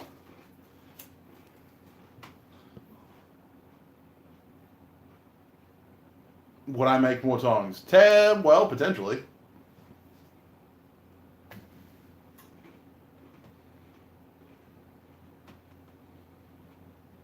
Well, that's all good, Sean. I mean, at the end of the day, again, I'm trying to create content that you want to watch. So if you want more educational style content, then I can work on that.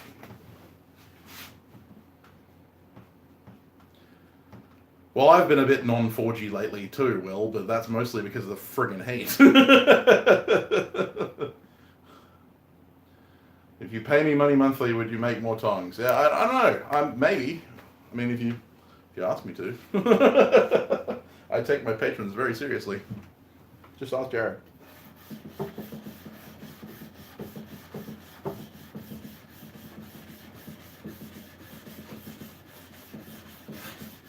Jared has been my long-serving and long-suffering patron.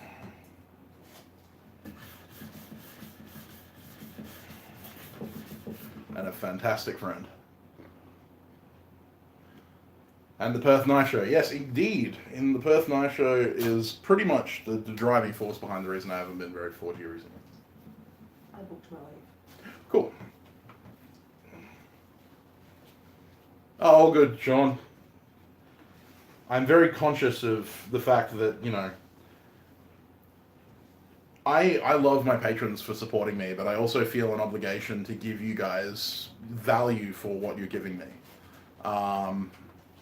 So, if I feel like I'm not giving you value, or if you feel like I'm not giving you value, I want to hear about it because I want to make sure that you guys are getting out what you put in.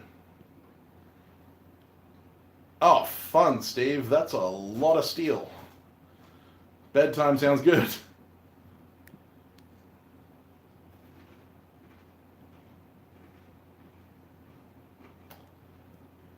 Yeah, well, the big thing is that That's 29 on me. Yeah, the big thing is that not sneezing and dropping stuff on the floor. Yeah.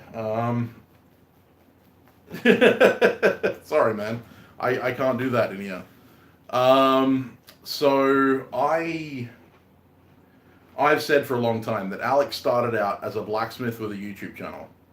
But then once he found that YouTube was a viable business, he became a YouTuber with a blacksmithing channel.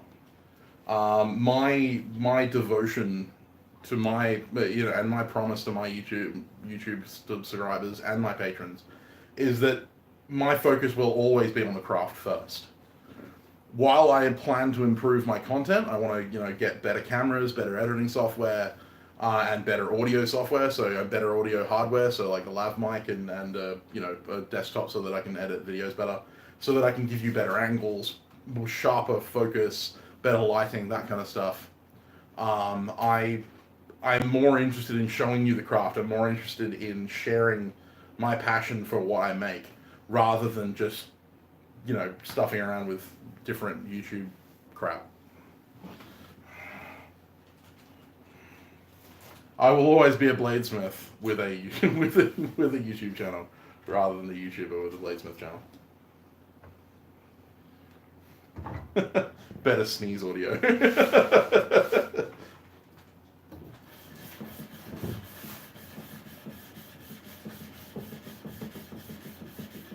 I have an overactive mucus gland, unfortunately, both in my throat and in my nasal cavity. That's why I end up doing that, especially when I'm sweating.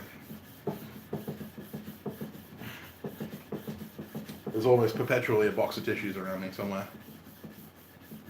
I don't want to bedazzle all my knives. No, I don't. It's funny, because I don't actually like jeweling on knives. Hey, Randy's here.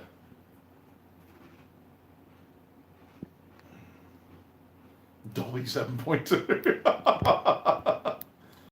How did the stream drop when I'm like literally 3 foot from the friggin' modem? God damn, MPN.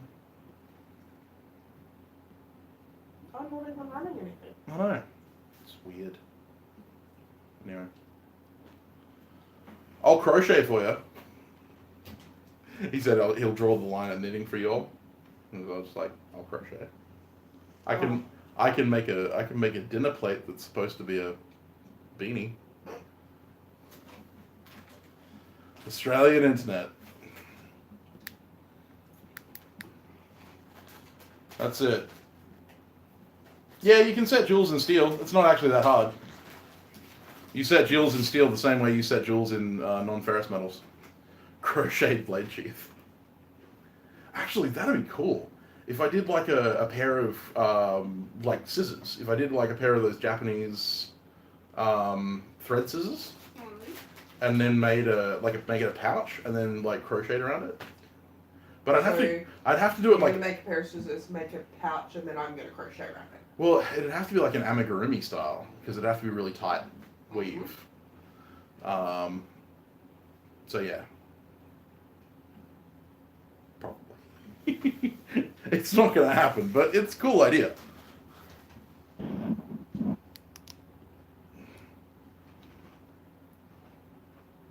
Did I go? I have not seen the. I haven't seen the Roy video that Roy put out yet. Write it down so I don't forget. You'll pester me to make it happen. Okay, apparently I'm going to get pestered to make a crochet match.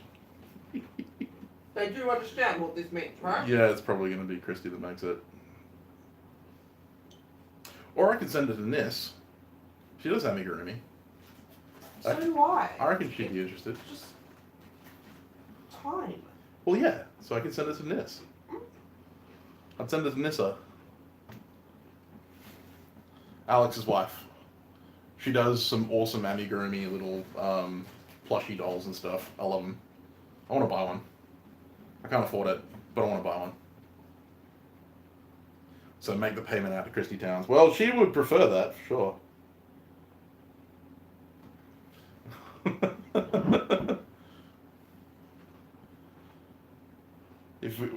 If you get a spool of Kevlar thread, I can crochet a sheath out of it. That'd be cool.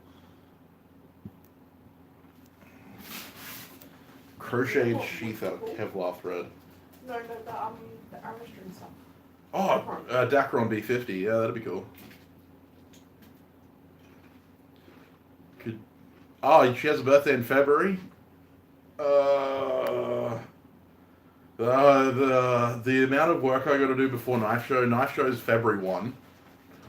So I don't think that in the period of time that I have, given the heat and given all of the other stuff that I have to do that takes priority over my custom commissions, whether or not I'd be able to do that for February. Might be able to do it for February next year.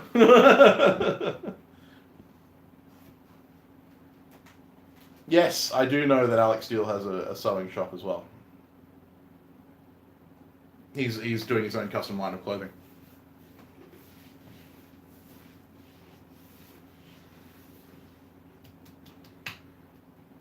Right. So we can all look like 20-year-old kids. Yeah. Well, he wants to make like Carhartt style stuff, like the canvas pants and stuff that are like hard wearing for blacksmithing and stuff. It's actually viable stuff. He's been doing a lot of research on the proper seam techniques and stuff like that. He's been doing videos on it, on like all of this research and R&D he's been putting into making his clothing. So it's not like he's just kind of being a dick about it. It's Alec, you know. The stuff he sells isn't bad quality. Like most of the stuff that he sells Ewan Gibson's grinders. They're friggin' amazing. The hammers he sells, like even the ones made by Ethan Hardy, they're a really good design. Nothing that Alec sells is actually poor quality. It's just Alec is abrasive and annoying sometimes, a lot of the time. He tends to overdo it on the content a little bit. A lot. Right, we call that content. Yeah, I call it money grabs. I love how he sticks advertisements on advertisements.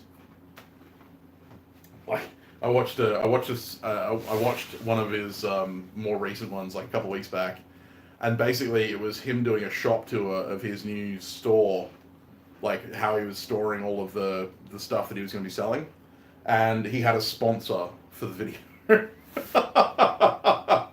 He had a sponsorship from like Skillshare or something.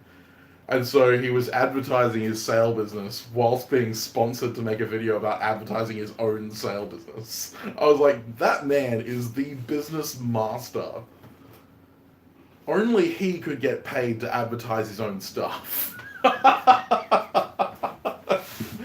Oh, like, I love him or hate him. Jesus, he's a businessman. Like, straight up, Alec is probably one of the best, you know, probably one of the best businessmen I know in the blacksmithing community. He sells things really well. Well, see, the big thing is that he's not doing it to be historically accurate now. He's just doing it to make content. He's a YouTuber with a blacksmith channel. He's more interested in making the video than actually making the piece. So he doesn't really care if the piece comes out accurate or even functional in some cases. Like that halberd was way heavier than it needed to be. But he was more interested in making the video than he was about making the piece. So at the end of the day, he got what he wanted. He made a, one-part series and made a few $1,000s uploading the video. And he went where the money was. That's it. Alec has never been anything but business focused. Even back in the days when he was at Barker Street Forge, you could see that his aim was to increase his income.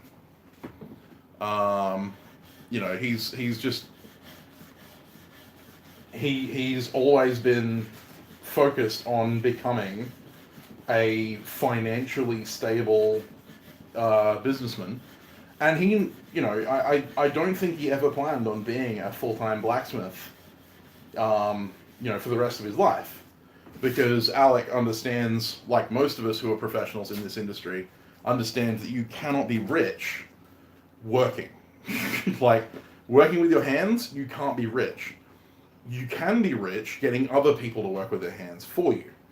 And so that's why Alec has Will Stelter, that's why Alec has the channel, and that's why Alec's been slowly rolling back his input in the channel. He's been focusing on the business aspect of things, is because he's looking at secondary and tertiary income ranges. Like his primary income, if we want to talk primary as in direct income, anything that he personally has made that he sells, he has almost no primary income. His secondary is the channel. And the channel makes a fairly good amount of money, enough for him to pay an editor, enough for him to supply his shop with all kinds of crazy tooling, that he can create more content and better content, and so therefore he makes more money and better money through the YouTube ad revenue and the sponsorships. And then his tertiary income is now his store, and that store is going to be something that he personally has nothing to do with. Like, he's not making anything there. He's just getting people to sell stuff for him, and he's going to be making money on it, and that is his ultimate goal. Hey, Jordan. My email is samtownsbladesmith@gmail.com.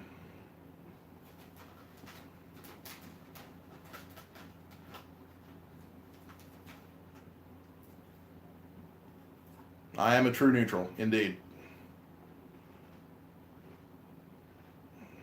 I'll jab at anyone. Joey Vandersteeg. See you later, Jared. Sorry, mate. Have a great day. Have a fantastic birthday, dude. So Joey Vandersteeg is a fantastic smith. He is an amazing blacksmith. I love his work with forge welding. I love his work with the kind of blacksmiths stuff. He doesn't do knives at all, but his tong making, and I loved his series on making little anvils and anchors and stuff. He blows my mind with the ability he has for forge welding. It's insane. I will, however, say that he is a little bit of an elitist wanker.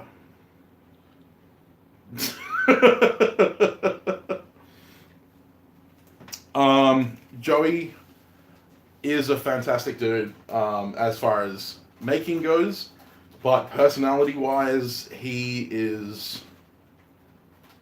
he's an elitist dick.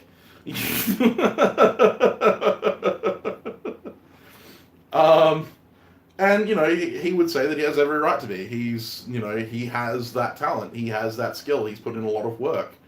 But that leads him to be less accepting of other people's flaws. So he's not one of those people that will encourage you in your craft when you're beginning, because he'll look at your work and give you only the negative. He's very much an I Forge Iron kind of forum member, if that makes any sense. Incredibly talented, not very personable. Surgeon, not a doctor. That's it. He's a surgeon, not a doctor. And then there's me stabbing myself in the foot. Indeed, that is exactly how it goes. And again, I am not saying that I don't like Joey. Hey, Caitlin. I'm not saying that I don't like Joey. I love Joey. I watch all of Joey's content. I love Joey's content. And his work with a hammer is spectacular. But every one of us has flaws. I have flaws, Alex has flaws, Joey has flaws, Alec has flaws. He is a spectacular smith, but he's allowed that to cloud his judgment on what is and isn't good blacksmithing. And so he's become a bit of an elitist. Fair enough. He can play his own tune, whatever. He's not someone that I would personally interact with very regularly, because I don't like people who are fundamentally negative in their interactions. The same reason that I wouldn't interact with Alec on a business scale, because I don't really like the idea of driving the grind to the point that you're basically crushing everyone in front of you, and basically looking at everyone as kind of a step on a ladder, trying to climb the rungs until you reach the top so you can shit on everyone. I much prefer to be among the people getting shit on. Thank you. Yeah, it's fetish. No, realistically, I am an elitist in a certain sense. My elitism comes from my my sense of pride in making things myself. I like things that are solely sole authored. So authored all by themselves.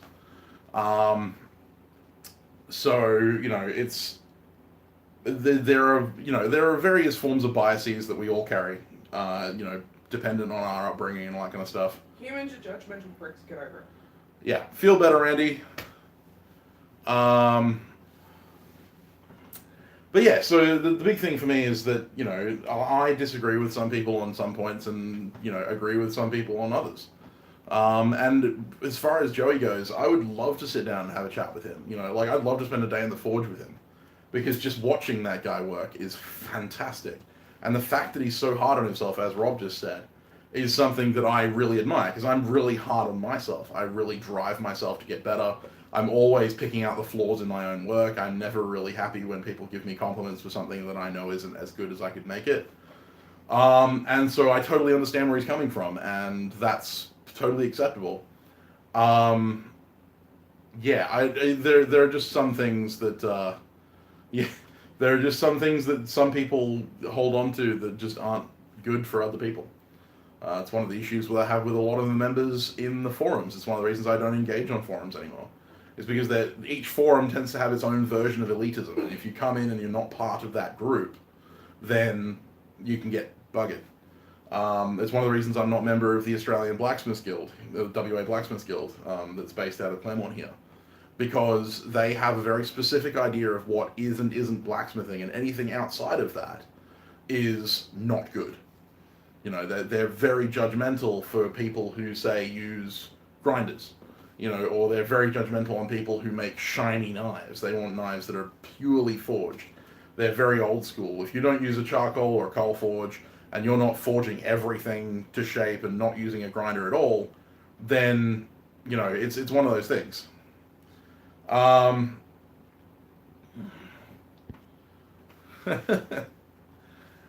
Yeah, no, and again, I'm not saying that Joey is a bad person to deal with. As far as I'm aware, he's always been relatively easy to deal with. He's always been relatively accepting of, you know, people's outreach when they've asked him for advice. He's not a bad person. He's just an elitist when it comes to blacksmithing, and that's, you know, he's developed that over, you know, the people that he's learned from and the way he's learned and the way he decided that the blacksmithing should be done. That has become his thing. It's the whole reason he shut down his business is because he refused to use modern welders. And so he was doing everything traditionally. He only wanted to use forge welding and rivets and all this kind of stuff, and that meant that his prices were ridiculously high. And then when customers would come to him and ask him if he would use a welder instead to, you know, speed up the process and make things a little easier, and even hide the welds and stuff like that, he refused because he wanted to be a traditional blacksmith. He wanted to be a blacksmith. And that is fundamentally elitist. You know, he is an elitist to the point that it's destructive to his own business. So that's kind of the thing. Hey Donald, how you going? Yeah, and that's it. You can create a group, and this is why I have the blacksmith page WA, and that's why whenever someone comes on my channel, I always tell them there is no such thing as a stupid question, and I'm never going to tell you that what you're doing is wrong unless it's going to hurt you. You know what I mean? Like, if you want to make knives by buying a bar of steel, drawing it out, and then grinding it, cool. You've made a knife. You're a knife maker. Awesome stuff. If you want to do everything traditionally and use sand as flux and only forge in charcoal and, you know, that kind of stuff, do it. Man, seriously, I love that kind of stuff. But don't tell other people you can't do that. Like, you can't do anything else. And so when I go to places like the WABA, which is the West Australian Blacksmiths Association, I have an issue when they tell people, oh, you're not a real blacksmith because you use a gas forge. And I'm like, really? Is that the problem? How we're heating the metal? You know, or, oh, you're not a real blacksmith because you use a welder. Really? Is this the issue? Like, we're still using metal. No, you know, I get that, Daniel, and, you know, but it's a clarification I need to make, because I'm not trying to say that these are bad people.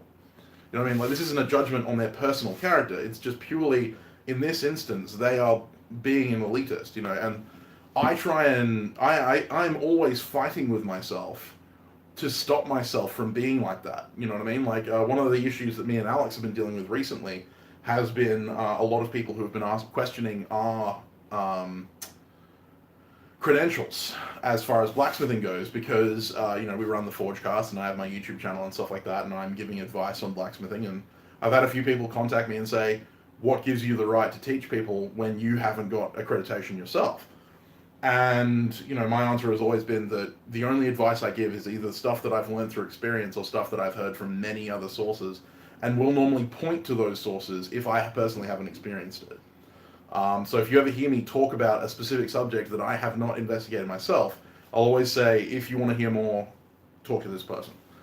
And I think that's the only way to be honest.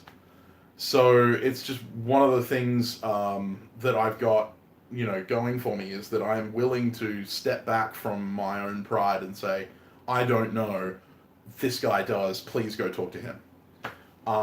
So, I think that it's something that we need to fight in the community is this sense of elitism, because it drives people away.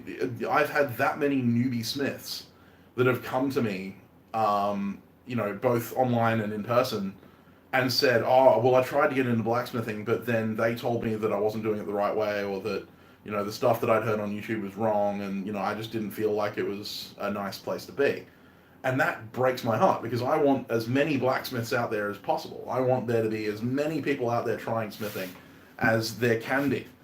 And so therefore, the moment that we allow ourselves to become those elitists and, tell people that what they're doing is not blacksmithing or is the wrong way to do things, we're just destroying our own community. So the Forgecast and my YouTube channel will always be focused on encouraging people to try. And try in whatever fashion you want to. Don't take my word for it. Don't do it my style. Don't do it Alex's style. Don't do it Alex's style. Don't do it Will's style. Whatever. Take pieces from all of those and use them. And if you have a specific style you want to make, if you want to make fantasy daggers, I don't make fantasy daggers. I don't like fantasy daggers. That doesn't mean that fantasy daggers are bad. You want to make fantasy daggers? Make them. Make the best fantasy dagger you can make. You want to make ridiculously huge swords that no one can possibly wield, like Michael Cthulhu. Do it, because I love seeing people kind of trying to chop stuff with that. I love seeing people make stuff. I don't care what you make. I want to see you make it. But I'm never going to tell you that what you're doing is wrong. You know what I mean? That's why I say that Joey is an elitist. He has this sense of kind of entitlement or a sense of purpose driven by his want to be a traditional blacksmith working with traditional materials and traditional methods. He refuses to use modern machines to help him. So it's one of those things where you've got to be willing to kind of accept everyone else's approach. Joey is a bit of a hipster. That's true. He is a bit of a hipster. A valid lifestyle choice for one person is not necessarily correct. Absolutely, and like I said, I absolutely adore Joey's content, and I will always watch Joey's content because I love traditional stuff, and I plan on doing a lot more traditional stuff myself. But I'm not going to tell you that if you use an arc, MIG, or TIG welder that you're not a blacksmith. You know what I mean? Like, I'm not going to tell you if you're using a forge press or a power hammer that you're not a real blacksmith. I'm all about, I don't care what the journey is, I'm more about, I'm all about the craft. I'm all about making stuff. And if you have access to that kind of stuff, use it. If you don't want to use it, don't. But don't tell me I... Okay. Yeah, all good. I don't want people to tell me that I'm not allowed to say that I'm a bladesmith because I use modern steel. I don't want people to tell me that I'm not a bladesmith because I use a forge press. It's different strokes for different folks, and all of us are in the same game. We're just using different methods. And sorry, I've gone on a bit of a 10-minute rant about this, but it's actually something that's really personal for me. And you probably heard me talk about it on the Forgecast. If you listen to the Forgecast, I did an episode with Nils where he and I discussed what the community has done for us.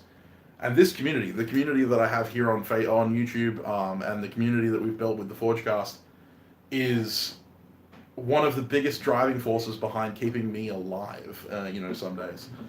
In one of the most recent Forgecast episodes, I went in a little bit on my personal journey with anxiety and depression. And it's not been an easy month. And so then, this community and the fact that I know that there are so many people out there who value this community and who, learn from this community and enjoy this community, that keeps me going. And being able to share this kind of stuff with you and being able to voice my opinion and be heard and be corrected. I love being corrected. As long as the person correcting me is actually right. But I love being part of a creative community where we're all accepting of each other's approaches, and we were all willing to help and teach. Um, and you get things like the Seth Wood situation, in which we have members of our community who've hit the floor as far as luck goes, and that we've just come together and helped them out, and that kind of stuff. It just drives me crazy with happiness. So. And that's why I'll keep doing this. So this is why I'm always going to be here on YouTube. I'm always going to be on Facebook and Instagram and in the Forgecast until death take me or the world end. Because this community is what drives me. This community is what keeps me alive. And if I can continue to keep this community being a positive influence in the blacksmithing community, if I can continue to help promote positivity and acceptance within this community, then goddamn I'm going to do it, because I want everyone to have a go at this craft and not feel outed or selected, or punished for being different, because that's just not cool. I don't care who you are, what you do, how you do it. You're a member of this community. You're going to be accepted by me. And that's all I have to say about that.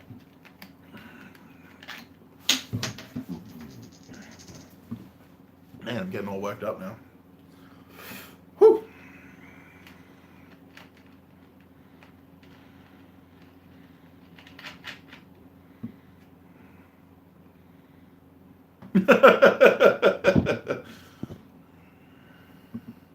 Sorry, Will. Well, that's it, Bob. And that's something that I've always said. The blacksmiths of old developed the tools that we now use. The reason they developed the tools that we now use is because they wanted them. If they had had access to massy power hammers and freaking 2x72 bell grinders, they are definitely going to be. They would definitely be using them. Now I'm going to talk about John at Black Bear Forge. John at Black Bear Forge is one of the most fantastic people on the planet, and anyone says anything bad about him, I'm going to fight them. John is fantastic. I love John Black Bear Forge. I love what he does with his channel. I love the fact that he's never lost that kind of spark of interest. I love his sense of humor. He is an incredibly talented smith, but he also has this kind of humility about him. He's never like, oh, I'm the best. He always has this, kind of, this is how I do it. You want to do it, get out there. I love his outro. His outro always makes me feel nice. I've been trying to do that myself, have that little outro. Have a fantastic week, and I'll see you next time. He's always like, get out into your shop, make sure to wear your safety glasses. He's a great guy, and he seems like a really good dude. And actually, we've reached out to him to be on the Forgecast. I'm not sure if he's just not seeing the messages, or if he's just not interested, and he's trying to ignore us until we go away. Because both Alex and I have sent him messages, and I think he's starting to get annoyed. He's like, oh, these guys keep freaking messaging me. Go away. Oh, Jesus, Rob, go to sleep. Please. Don't hang around too long. So I'm not sure. Behind me than in front of me. Hold on.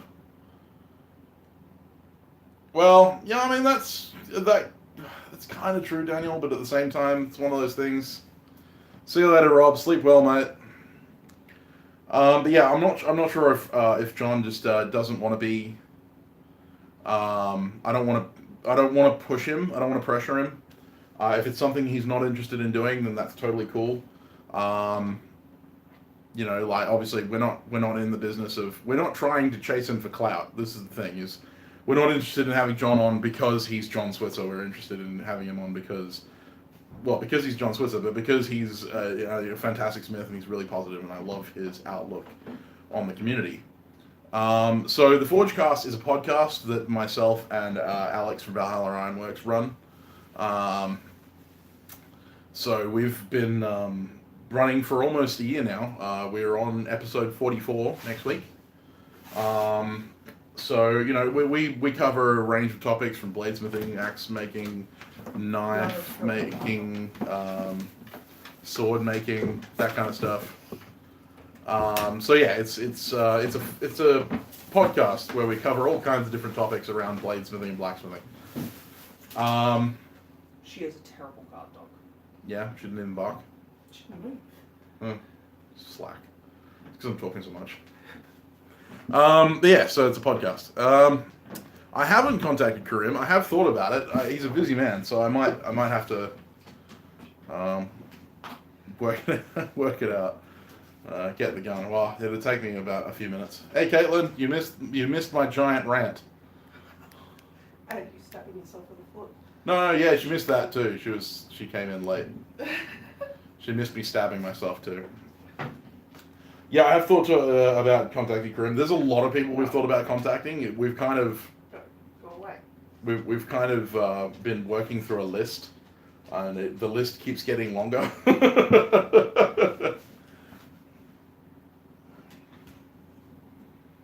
Well, that's cool. Yeah, Karim's a good dude. I've met him once at Sydney Knife Show. He didn't have a lot of time to talk to me, so that was cool.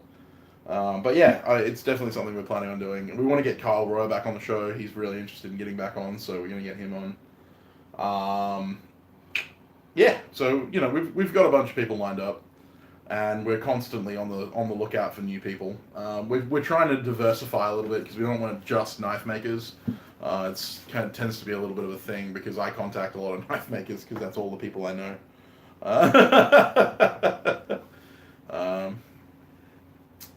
I emailed him at the email that you sent me, Caitlin, and he never got back to me. And then I sent him a message on Instagram, and he saw it, but he never responded. So I'm not sure if he's just too busy at the moment, or if he's not interested, or I have no idea. No, we're talking about John Switzer from Black Bear Forge. And now Christy's going to sleep. No, she's becoming a kitty pillow. It's now recorded forever.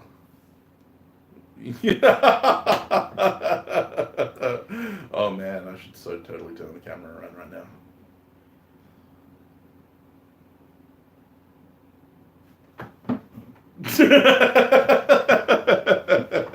Okay, so the part for our aircon got burnt in the fires coming over. Oh really? Yeah. Oh, that's why we've been waiting for our aircon part. Apparently our aircon part got burned up in the fires. Great. They said it should be here by now, and Sherry's going to give the guy a call today. Cool, so it'll probably be installed on Monday. Hopefully. Awesome. There you go. Australian fires. Yeah, nah, equals no. Yeah, that's correct. Yeah, nah, is definitely no in Australian. Australian. Depends on what kind of Australian you want to talk. Because I talk upper class Australian, which is kind of like the Oxford English of English. Well, it's true. You go to Oxford and you get all the hoity-toity toffs. They speak with the clipped British upper accent. I've got the upper class West Australian accent. I went out on the town in Rockingham last night. I didn't hear much of that. Yeah, no. There's just... Draw, yeah.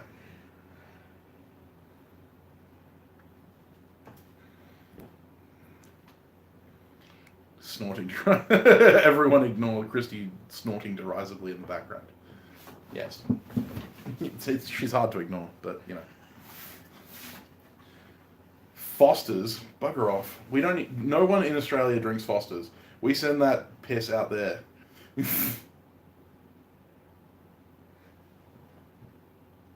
I saw someone drinking emu last night. Oh, really? Red eggs? I nearly died.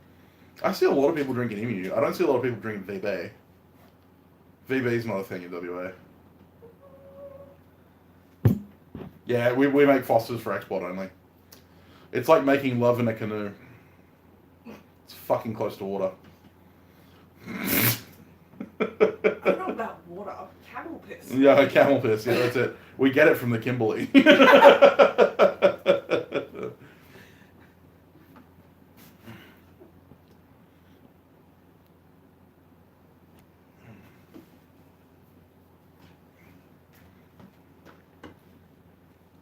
And then you get Sydneyites and You get Sydneyites and Melbourneites, and they're like the Californians of Australia. Oh my god. Melbourneites. Yeah, Melbourneites. That's right. Yeah. Oh my god. Although no, Melbourne's more the hippie. Yeah, the hippie town, California. Yeah. Sydneyite's like Florida. No. No, Sydney. Queensland's like Florida. Queensland's So Far East Queensland on the coast is Florida, and then Central Queensland's Texas. Like, yeah. Like straight out. Yeah. Northern Territories like Arizona and Colorado, and Yeah. the desert states, Nevada. The Kimberley is like Nevada. It's just a dry hole. It's like our version of Grand Canyon. Queensland definitely does have Florida man. Absolutely. I've watched every ClickSpring video there is, and I've also watched every ClickSpring clip video as well. ClickSpring Clips is another channel that ClickSpring runs where he shows little clips of his work as well. And so if you want more ClickSpring content, check out ClickSpring Clips. ClickSpring is a god among men, and we've actually reached out to him to go on the Forgecast, and he may be coming on the Forgecast in the new year. He is a Sydneyite, I believe.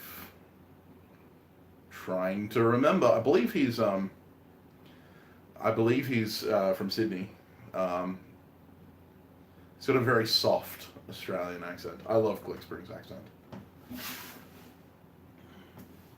It's ASMR. That's the most awesome ASMR.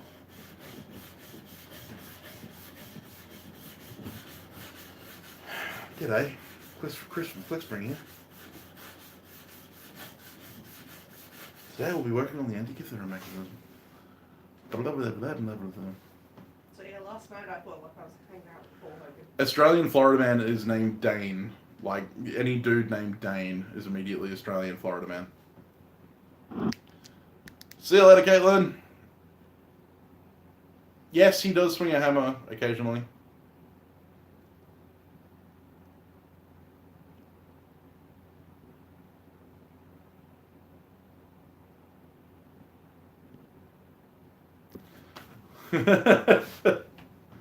Oh, fair enough, Caitlin. All good. She quoted his, outro in ClickSpring.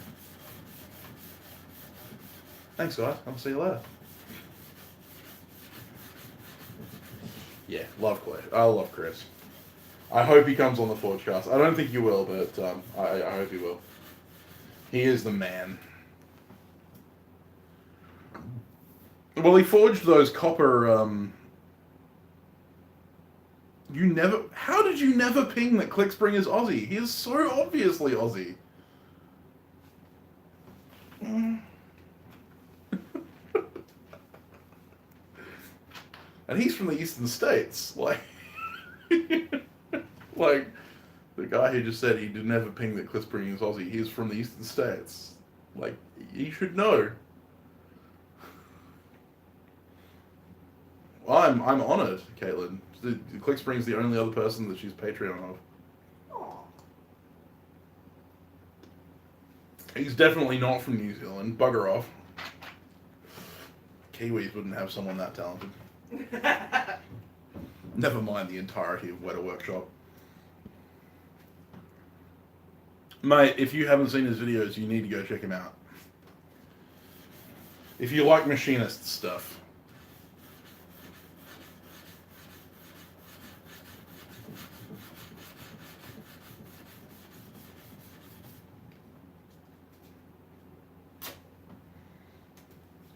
Or clocks, or clockwork. Yeah, that's right. Although I don't particularly have an interest in making clocks or anything to do with clocks really, but the meticulousness of his work in making clocks is fantastic. I don't watch it for the actual piece. I watch it for the work. The level of craftsmanship is amazing. Yeah, his attention to detail. It's like watching Kyle Royer make a knife. His level of attention to detail is just, oh my god. Kitty pillow. Hello, Adam from from Speargrass Forge. A knife clock, right? Well, actually, if you look up Van Barnett, he's made several steampunk-style knives that have included little pocket watches and stuff. So, he's the man when you want a knife clock. Yeah, timber framing. I love the idea of timber framing. It's just that getting access to that much wood is ridiculous. Send him a Neil Damascus to put into a clock. Yeah, I think he's working with Karim at the moment on something.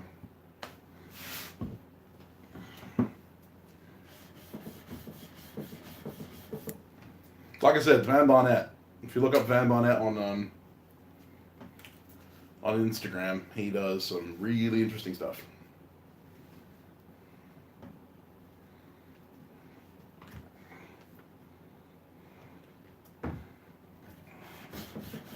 You missed all the fun, Adam. I went on a giant rant. I stabbed myself in the foot. Did all kinds of fun stuff.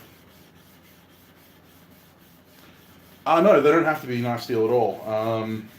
Jason Elland, another smith, I talked about him earlier, from Tasmania, he has recently been playing with 304 and 316 stainless steel Damascus, which neither of those is martensitic stainless, so neither of them is hardenable, but it'll make excellent fittings. Damasteel Lab makes a lot of ring blank Damascus stuff. So it's stainless steels for making rings and stuff.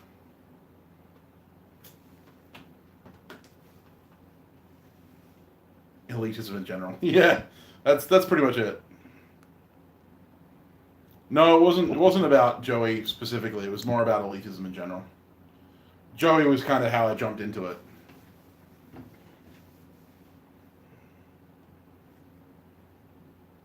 And then we went into the, yes, Hema is in Sword Hema. Adam is a devotee of the cutlass and longsword. Bookends? Yeah, you can make bookends out of Damascus.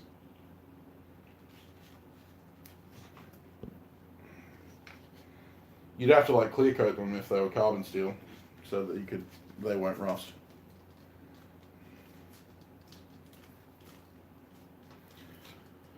Nah, he's safe up there, Will. Night, Dogbone. See you later, mate. This is turning into a very long stream. I'm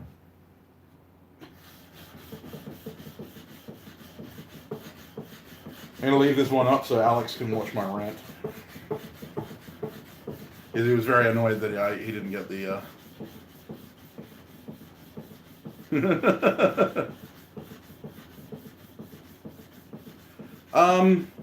Potentially. I don't know where you'd get different alloys of mild steel. I would probably just go with, some kind of scrap.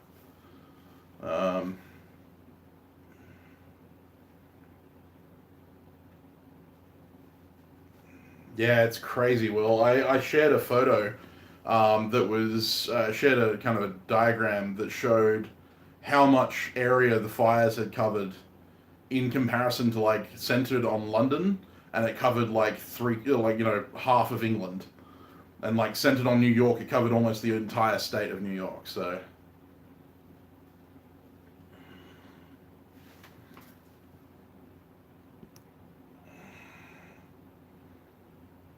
no, just hardenable steels like W2 or puddle iron. Yeah, that'd be cool. Yeah, just something that will contrast with the mild steel. File steel's good for that. If you're making some scrap Damascus. Scrap Damascus is good for bookends and stuff that's not going to require to hold an edge. But you want something that'll contrast, for sure.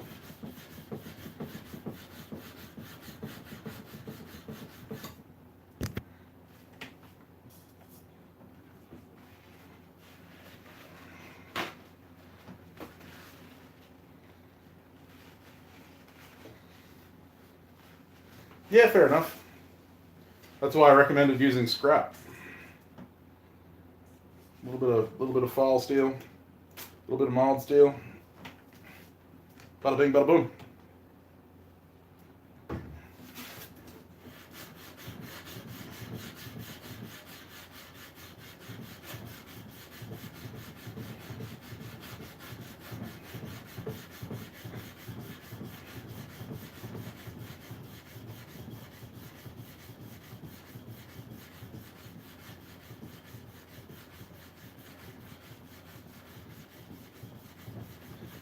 Oh, daddy boy, the pipes are calling from Glen to Glen and down the mountainside. Oh, God.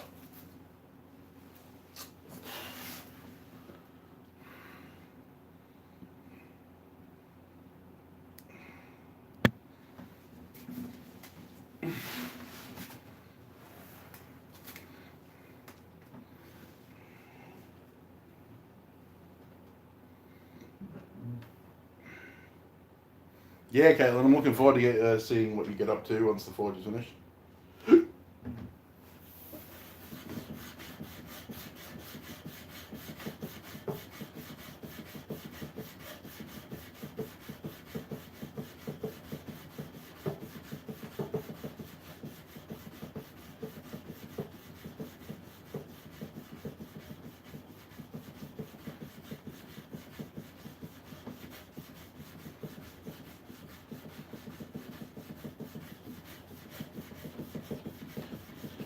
Whew, that's one side, 400 grit. And leave the other side for another day because I'm starting to get sore from sitting in this position.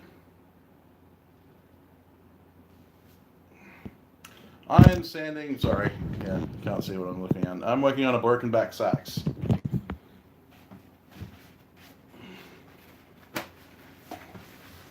Or I was working on the broken back sax, but now I'm going to jump off because the body is feeling it. Yeah, you bloody German longsworders. Give me Fiore any day.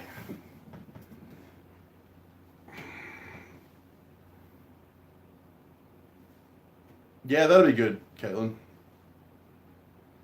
It's not really finished. I'll hold it up for you.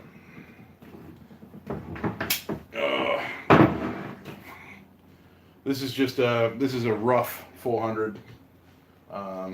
This is going to be taken up to about a 1200. So we'll see. I might go further. Might take it up to 2000. Depends. The risks of using water-based cutting fluids. That is the risk of using water-based cutting fluids. Shiny. That's the 240 grit side. And it's got a little bit of watermark on it. That's not going to matter. That's the side as did. That's a rough 400 at about a 30-degree angle. All the way out to the tip. Shiny. Yeah, so that's a rough 400. I'll take it up to 1200 more than likely. It's actually already sharp on the edge in a couple of spots, so I might have to take it out to the grinder and take a. I'm saxy, I don't know it. That's right. And that tip just went into my toe. Yeah, I'm leaving a little bit of the forge scale on the back, just as a point of interest. Yeah, it is sharp already in a couple of spots. The point is sharp too. My toe can attest to that.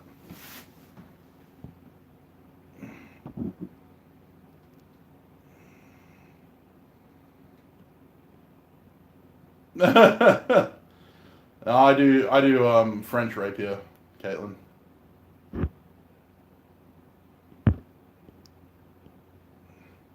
I had it sitting on my knee, Adam. I was talking to someone and I leant forward and it slipped off my knee and went point first into my toe. It was just my own stupidity. Wasn't paying attention.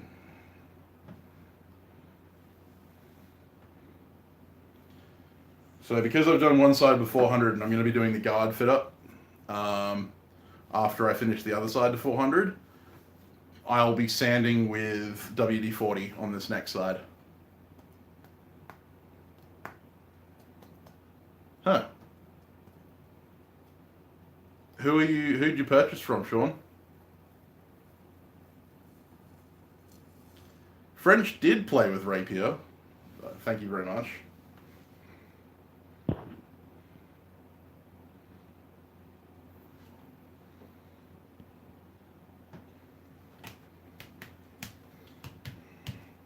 It's kind of a mix between English and Italian.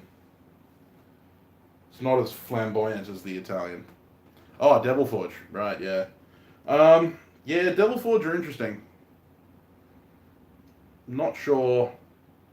Like Big Stack D, who lives down here, uses Devil Forge exclusively. I've had a look at their burners. They're Venturi style, much like the Gamaco burners. It's just that they're a little bit on the kind of uncontrolled side.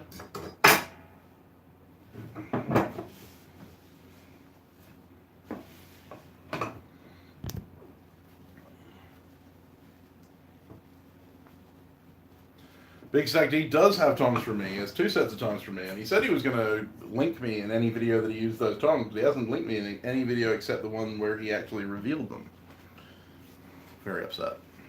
Not really, but that's alright. He's still using them. That's the good thing. He had art by Adrock this week, so they would make it some cool stuff. He's a little bit of an odd fellow, that's for sure. Yeah, I don't have the book with me. My Swordmaster does. I'm trying to. It was a marquee that developed a system. Cutlass for the everyman. All the brass. Yes. Yeah. Foundry is perfect. Forge is going to be passion. Okay, fair enough. Yeah, I'll if I remember, I'll send you a message, or I'll message my Swordmaster and see if I can. Casting is good fun. I plan on doing a lot more next year.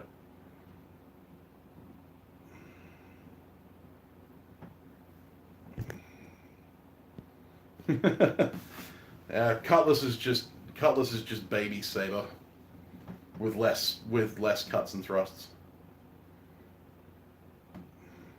I'd love to do that Damascus. Unfortunately, I live in a country that doesn't allow me to.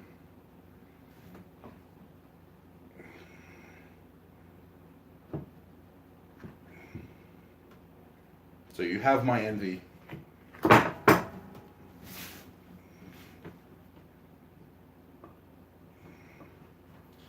Yeah. I mean, the big thing is that, like, I'm not an elitist on the swords field either. I just don't like German styles. Everyone else can use German styles. I fought along against German and Spanish. Can I make parts to ship elsewhere?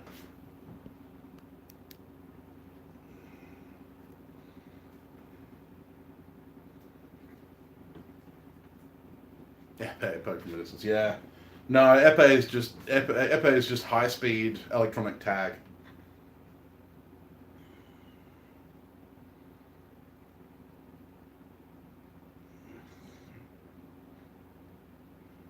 No, I don't know, Marty.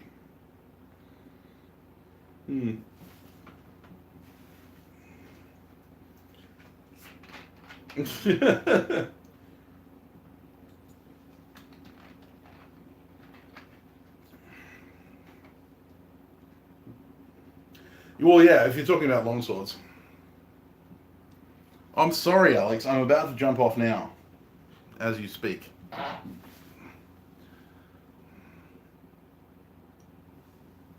Oh, cool. I'll check that out. And you're gonna have to go back and watch a lot of the stream, because I went on a giant fucking rant a while back about Joey Vandersteeg and elitism, and you'll be very interested because you love my rants. Anyway, I'm gonna jump off, guys. Sorry, guys. I gotta go. It's not Alex's fault. I actually wanted to jump off before this anyway. Thanks for chilling out with me. Yeah, I did a full-blown roid around. That's correct. I will be back with you on Wednesday. Oh, thanks, Sean. I've actually got a party to go to, so good times. Anyway, have a good one. I will see you on Wednesday. I'll see my patrons tomorrow, maybe, if I do any work tomorrow. I will see you then. See you guys. Have a good one.